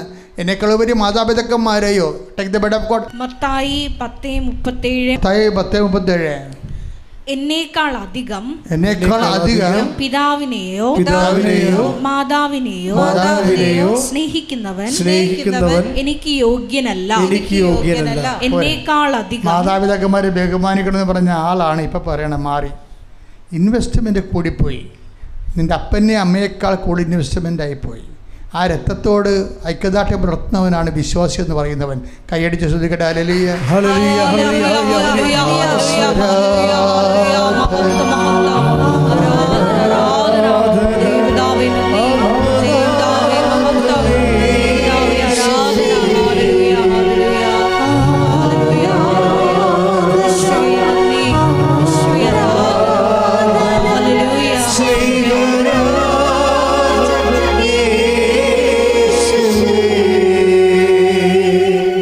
ഭക്തിയോടെ എഴുന്നേൽക്കുക. പരിശുദ്ധ പരമാദിവ്യ കാരുണ്യത്തിന് നേരവും ആരാധനയും സ്തുതിയും പുകഴ്ചയും ഉണ്ടായിരിക്കട്ടെ. പരിശുദ്ധ പരമ ദിവ്യ കാരുണ്യത്തിന് നേരവും ആരാധനയും സ്തുതിയും പുകഴ്ചയും ഉണ്ടായിരിക്കട്ടെ. പരിശുദ്ധ പരമ ദിവ്യ കാരുണ്യത്തിന് നേരവും ആരാധനയും സ്തുതിയും പുകഴ്ചയും ഉണ്ടായിരിക്കട്ടെ. നമുക്കെല്ലാവർക്കും കൃപാസനം പ്രത്യക്ഷീകരണ മധ്യസ്ഥ പ്രാർത്ഥന ഏറ്റുചൊല്ലി പ്രാർത്ഥിക്കാം. അമ്മേ പരിശുദ്ധ അമ്മേ, അമ്മേ പരിശുദ്ധ അമ്മേ, ദൈവമാതാവേ, ദൈവമാതാവേ, കൃപാസനത്തിലൂടെ ഞങ്ങൾക്കും ഞങ്ങളുടെ ദേശത്തിനും അമ്മ മധ്യസ്ഥം തേടി തന്ന എല്ലാ അനുഗ്രഹങ്ങൾക്കും കൃപകൾക്കും ഞങ്ങളിപ്പോൾ ഹൃദയം നിറഞ്ഞ നന്ദി പറയുന്നു. സ്തുതിച്ചു പ്രാർത്ഥിക്കാം. Hallelujah, hallelujah. നാളിതുവരെ ഞങ്ങൾക്ക് ലഭിച്ച എല്ലാ കൃപകൾക്കും അനുഗ്രഹങ്ങൾക്കും നന്ദി പറയുന്നു. Hallelujah, hallelujah. മഹത്വം, മഹത്വം, ആരാധന, ആരാധന. ദൈവപിതാവേ നന്ദി, പിതാവേ മഹത്വം, ദൈവപിതാവേ ആരാധന.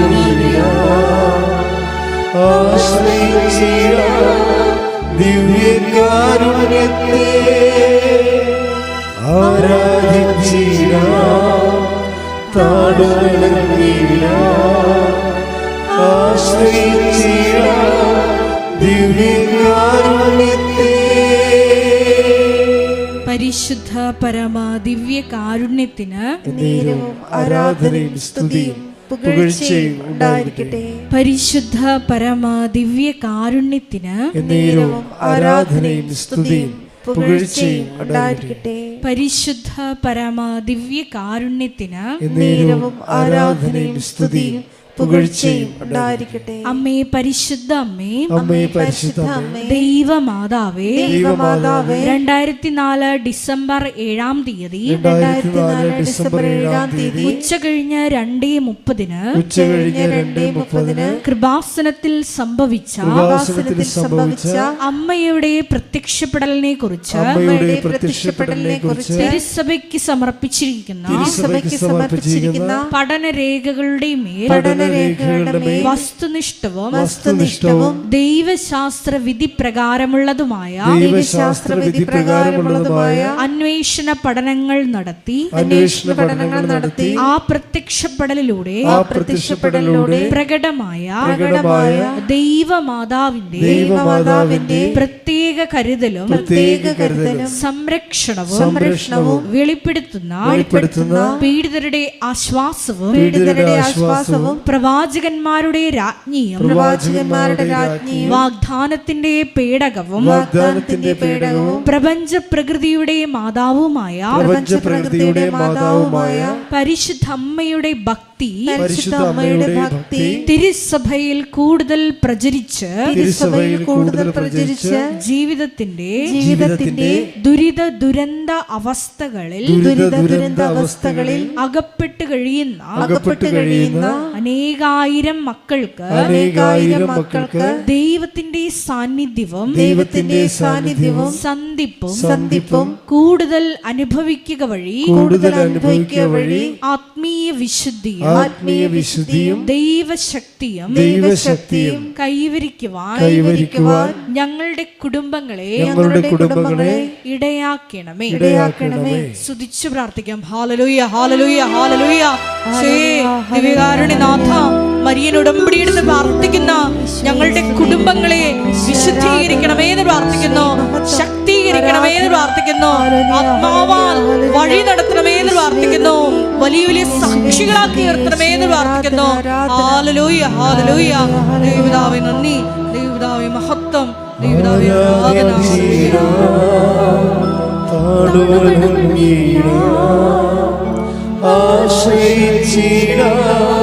ദിവ്യകാരുണ്യത്തെ ആരാധിച്ചിടാം, താഴ്വണങ്ങിടാം, ആശ്രയിച്ചിടാം ദിവ്യകാരുണ്യത്തെ. പരിശുദ്ധ പരമ ദിവ്യ കാരുണ്യത്തിന് നേരവും ആരാധനയും സ്തുതിയും പുകഴ്ചയും ഉണ്ടായിരിക്കട്ടെ. പരിശുദ്ധ പരമ ദിവ്യ കാരുണ്യത്തിന് നേരവും ആരാധനയും സ്തുതിയും പുകഴ്ചയും ഉണ്ടായിരിക്കട്ടെ. പരിശുദ്ധ പരമ ദിവ്യ കാരുണ്യത്തിന് നേരവും ആരാധനയും സ്തുതിയും പുകഴ്ചയും ഉണ്ടായിരിക്കട്ടെ. അമ്മേ പരിശുദ്ധ അമ്മേ, അമ്മേ പരിശുദ്ധ അമ്മേ, ഭൂസ്വർലോകങ്ങളുടെ രാജ്ഞിയായ ഭൂസ്വർലോകങ്ങളുടെ രാജ്ഞിയായ അങ്ങേയ്ക്ക് ഭൗമ സംരക്ഷണത്തിനായി പ്രപഞ്ച പ്രകൃതിയെ തന്നെ തിരുസഭ പ്രതിഷ്ഠിക്കുവാൻ ഈ പ്രത്യക്ഷീകരണം വഴി ഇടയാക്കണമേ. പരിശുദ്ധ അമ്മേ, ജപമാല മാതാവേ, സകല കൃപാസനം പ്രാർത്ഥനകളോടും ചേർത്ത് ഞങ്ങൾ ഇപ്പോൾ പ്രാർത്ഥിക്കുന്ന ഈ സമൂഹത്തിന്റെ പ്രത്യേക നിയോഗങ്ങളും മൗനമായിട്ട് നമ്മുടെ വ്യക്തിപരമായ പ്രാർത്ഥനാ വിഷയങ്ങളും സമാനമായിട്ടുള്ള ജീവിത ദുരിതങ്ങളിലൂടെ കടന്നു പോകുന്ന മക്കളെയും കൃപാസനത്തിൽ ജീവനോടെ പ്രത്യക്ഷയായ ദൈവമാതാവിൻ്റെ മധ്യസ്ഥയിൽ ദിവ്യകാരുണ്യ സന്നിധിയിൽ സമർപ്പിച്ച് നമുക്കൊരു നിമിഷം പ്രാർത്ഥിക്കാം.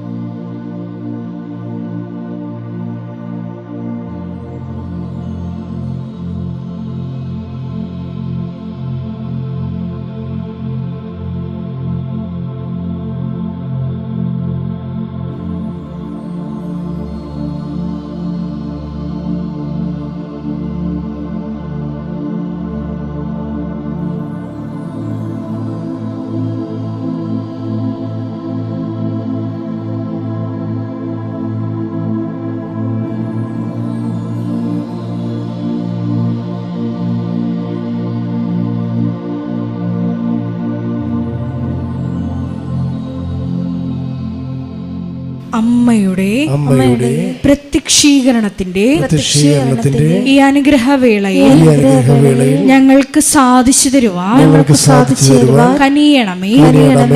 ആമേൻ. സ്തുതിച്ചു പ്രാർത്ഥിക്കാം. Hallelujah, hallelujah, hallelujah, hallelujah. ഒരിക്കൽ കൂടി നാളിതുവരെ കൃപാസനത്തിൽ വന്ന് മരിയൻ ഉടമ്പടിയെടുത്ത് പ്രാർത്ഥിച്ചു പോയിട്ടുള്ള മുഴുവൻ മക്കളെയും, ഓൺലൈനായി ഉടമ്പടിയെടുത്ത് പ്രാർത്ഥിക്കുന്ന മക്കളെയും, ലൈറ്റ് ക്യാൻഡിൽ പ്രയർ വഴിയായിട്ടും അവർ ഡെയിലി ബ്രെഡ് പ്രാർത്ഥനയിലൂടെയും എല്ലാം തങ്ങളുടെ നിയോഗങ്ങൾ സമർപ്പിക്കുന്ന ഓരോ മക്കളുടെയും വ്യക്തിപരമായ ആവശ്യങ്ങളെ ഞങ്ങൾ ഈ അൾത്താരയിൽ സമർപ്പിച്ച് പ്രാർത്ഥിക്കുന്നു. ഏറെ പ്രത്യേകമായിട്ട് ജീവിത ദുരിതങ്ങളിലൂടെ കടന്നു പോകുന്ന മക്കളുടെ പ്രത്യേകമായ നിയോഗങ്ങളെ ഈ അൾത്താരയിൽ സമർപ്പിച്ച് പ്രാർത്ഥിക്കുന്നു.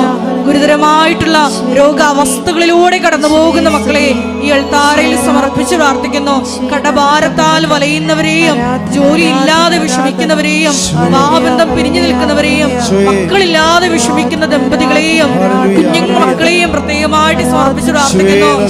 ഇതിന്റെ ശക്തി എല്ലാ മേഖലകളിലും ഈ ആരാധനയുടെ യോഗ്യതയാൽ പ്രകടമാക്കണമേ എന്ന് പ്രാർത്ഥിക്കുന്നു. കൃപാസനത്തിൽ നടന്ന പരിശുദ്ധ അമ്മയുടെ പ്രത്യക്ഷീകരണ സ്ഥിരീകരണത്തിനായി മക്കളുടെ നിയോഗങ്ങളെ ഏറ്റെടുക്കണമേ എന്ന് പ്രാർത്ഥിക്കുന്നു. Hallelujah, hallelujah, hallelujah. മഹത്വം, മഹത്വം, ആരാധന, ആരാധന. Hallelujah, hallelujah, hallelujah. നമുക്ക് എല്ലാവർക്കും എഴുന്നേറ്റ് നിന്നുകൊണ്ട് കരങ്ങളടിച്ചുകൊണ്ട് ദൈവസ്നേഹത്തോടെ സന്തോഷത്തോടെ ദൈവത്തെ മഹത്വപ്പെടുത്തി ഗായക സംഘത്തോട് ചേർന്നുകൊണ്ട് പാടി പ്രാർത്ഥിക്കാം.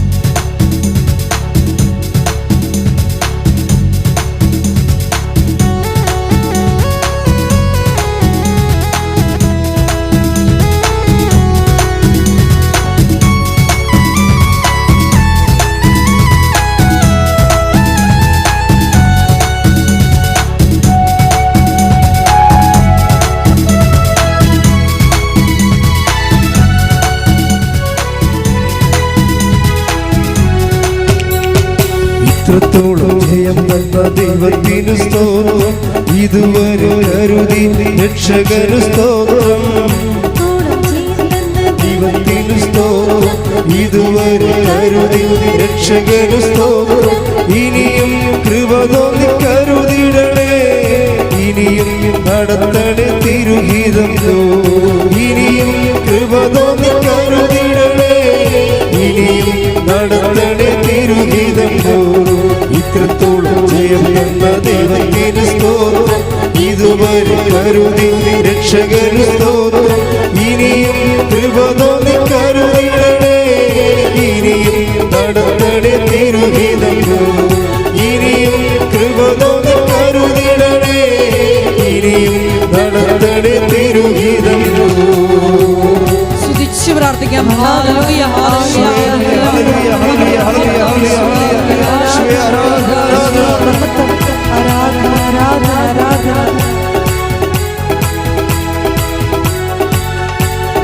ഇന്നതല്ല ദൈവം നമ്മെ നിർത്തിയതാ. നേടിയതല്ല ദൈവമെല്ലാം തന്നതല്ലേ. ഇന്നതല്ല ദൈവം നമ്മെ നിർത്തിയതാ. നേടിയതല്ല ദൈവമെല്ലാം തന്നതല്ലേ. ഉച്ചത്തിൽ ചെയ്ത് പാടാം. ഇന്നതല്ല ദൈവം നമ്മെ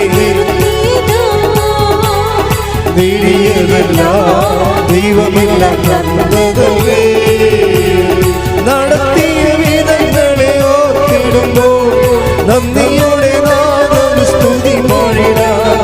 നടത്തിയ വിധങ്ങളെ ഓർത്തിടുമ്പോൾ നന്ദിയോടെ നാം സ്തുതി. കൈകൾ ഉയർത്തി.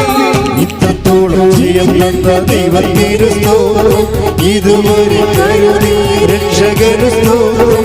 ഇത്രത്തോളം ജയം തന്ന ദൈവത്തിന് സ്തോത്രം. ഇനിയും കൃപ തോന്നി കരുതിടണേ. ഇനിയും നടത്തണേ തിരുഹിതം. ഇനിയും കൃപ തോന്നി കരുതിടണേ. ഇനിയും നടത്തണേ തിരുഹിതം. Hallelujah, hallelujah, hallelujah. ഈ കൃപാസനത്തിന്റെ എല്ലാ നിർമ്മാണ പ്രവർത്തനങ്ങളെയും പ്രത്യേകമായിട്ട് സമർപ്പിച്ചു പ്രാർത്ഥിക്കുന്നു.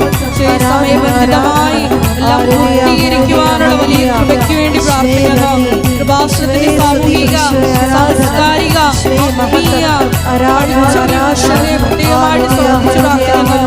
എല്ലാ മേഖലകളിലും പരിശുദ്ധ അമ്മയുടെ ഇടപെടൽ ഉണ്ടാകുവാനുള്ള വേണ്ടി പ്രാർത്ഥിക്കുന്നു. Hallelujah, hallelujah, hallelujah, hallelujah, hallelujah, hallelujah, hallelujah, hallelujah. ഈശോയെ ആരാധന. ഈശോയെ നന്ദി, മഹത്വം, മഹത്വം, മഹത്വം, മഹത്വം. Hallelujah, hallelujah, hallelujah.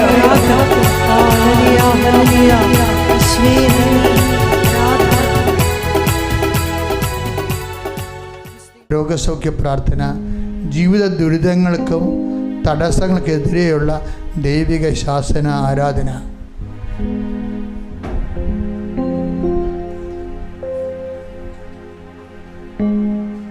സന്തോഷത്തോടെ ഭക്തിയോടെ കർത്താവിൻ്റെ മക്കളെല്ലാവരും അനുഗ്രഹിക്കുന്ന സമയമാണ്.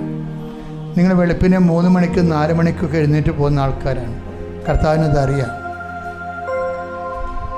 അമ്മ മാതാവ് ജീവനോടെ പ്രത്യക്ഷപ്പെട്ട ഈ ഇടത്തിലെ കർത്താവിൻ്റെ വചനങ്ങൾ കേൾക്കാനാണ് നിങ്ങൾ വന്നത്. കർത്താവിൻ്റെ തിരുമുറുവാർന്ന വലതുകരത്താൽ എൻ്റെ മക്കളുടെ ശിരസിൽ കൈവച്ച് പ്രാർത്ഥിക്കുകയും അനുഗ്രഹിക്കുകയും നീ ഇപ്പോഴനുഭവിക്കുന്ന കണ്ണീരിൽ നിന്നൊക്കെ വിടു നൽകുന്ന സമയമാണ്. ശ്രുതികട്ടെ, ശ്രുതികട്ടെ, ശ്രുതികട്ടെ.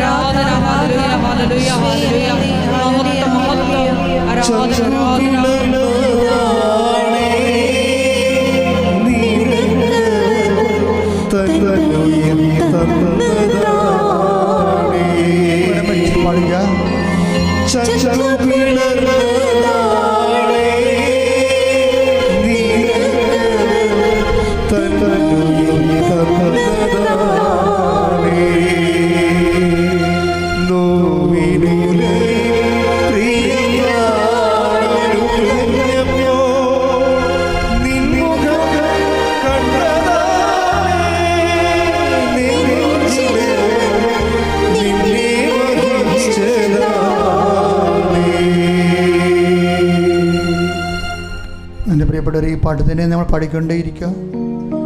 ഇപ്പോഴച്ഛൻ നിങ്ങളെ ആശീർവദിക്കുകയാണ് ഈശോയുടെ നാമത്തിൽ. എനിക്ക് വലിയ പ്രതീക്ഷയും സന്തോഷമുണ്ട്. പരിശുദ്ധാത്മാവ് എൻ്റെ മനസ്സിൽ പറയുന്നുണ്ട്, ഈ മക്കൾ കർത്താവിൻ്റെ അവകാശം ഓഹരിയുമായ മക്കളാണ്. അവരുടെ എന്ത് തന്നെ വിഷയങ്ങളായാലും അവരുടെ യോഗ്യതകളെക്കാളുപരി അവരുടെ കണ്ണീരിൻ്റെ ബലം കൊണ്ട് അവരുടെ കുടുംബത്തെ ഞാൻ അനുഗ്രഹിക്കുന്നു. ഈശോ പറയുന്ന ശ്രുതികടെ ഹല്ലേലൂയ.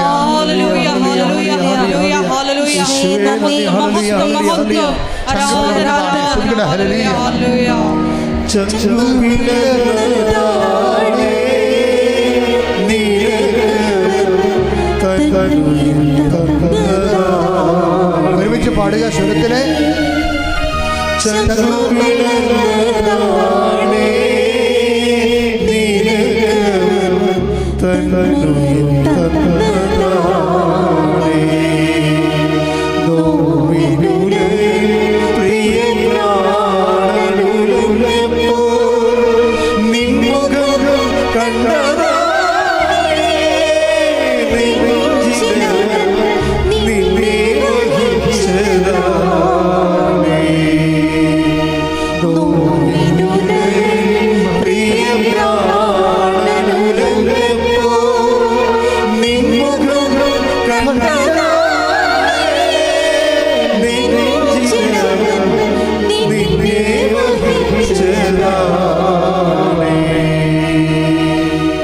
മക്കളെ, രോഗമുള്ളിടത്ത് വിശ്വാസത്തെ കൈകൾ വെക്കുക.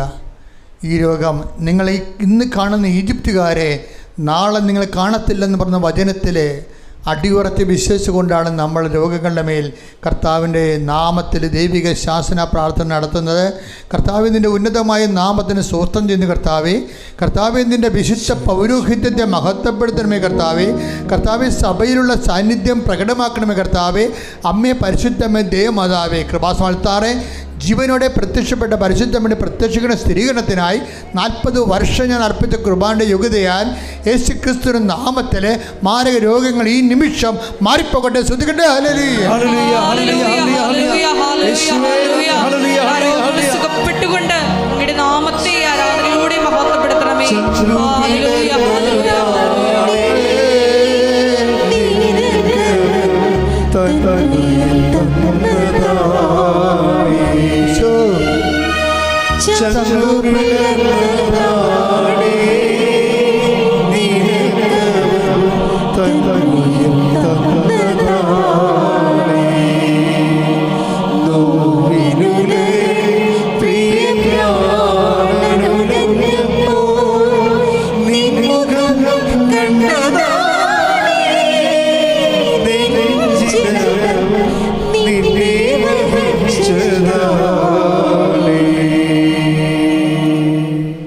ജോലിയില്ലാത്തവരെ,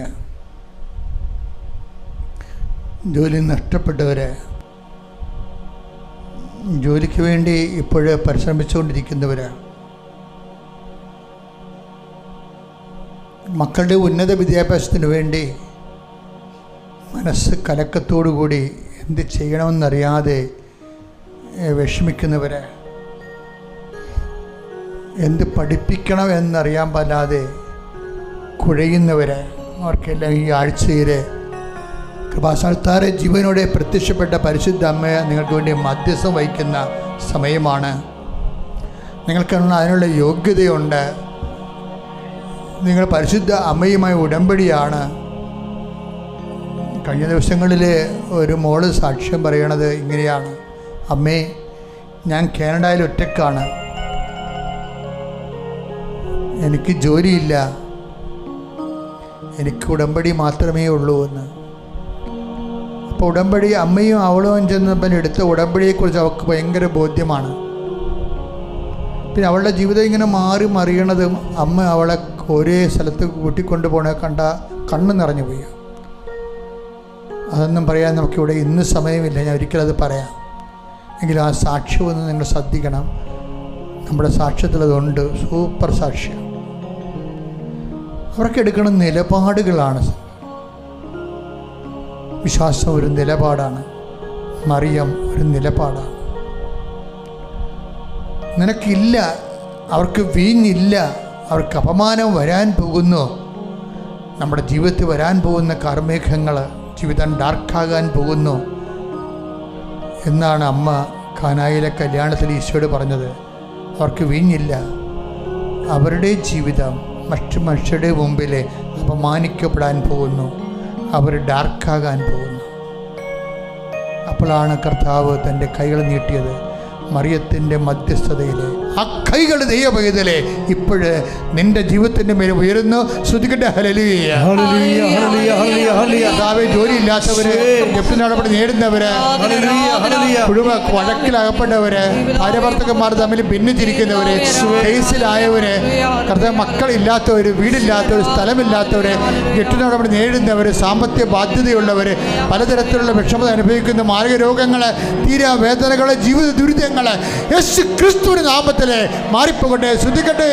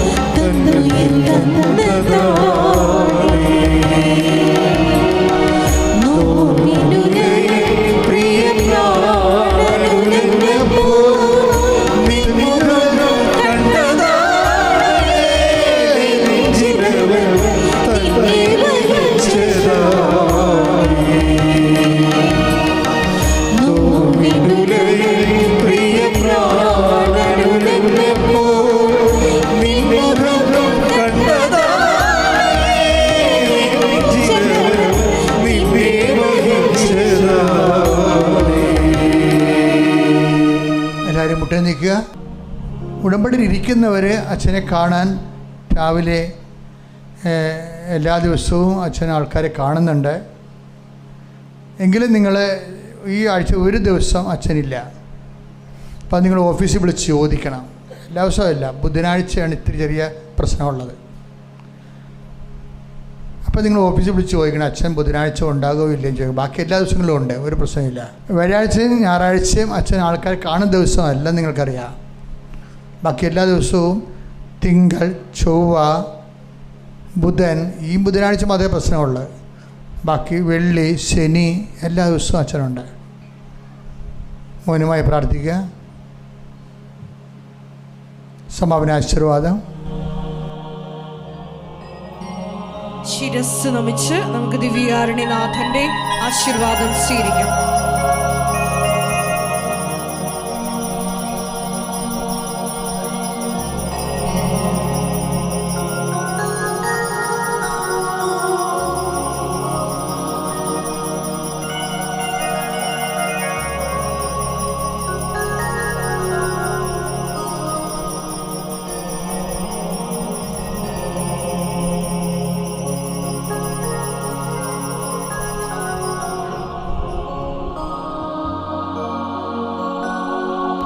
പരിശുദ്ധ പരമ ദിവ്യകാരുണ്യമേ, ഇന്നും അങ്ങേക്ക് ആരാധന. പരിശുദ്ധ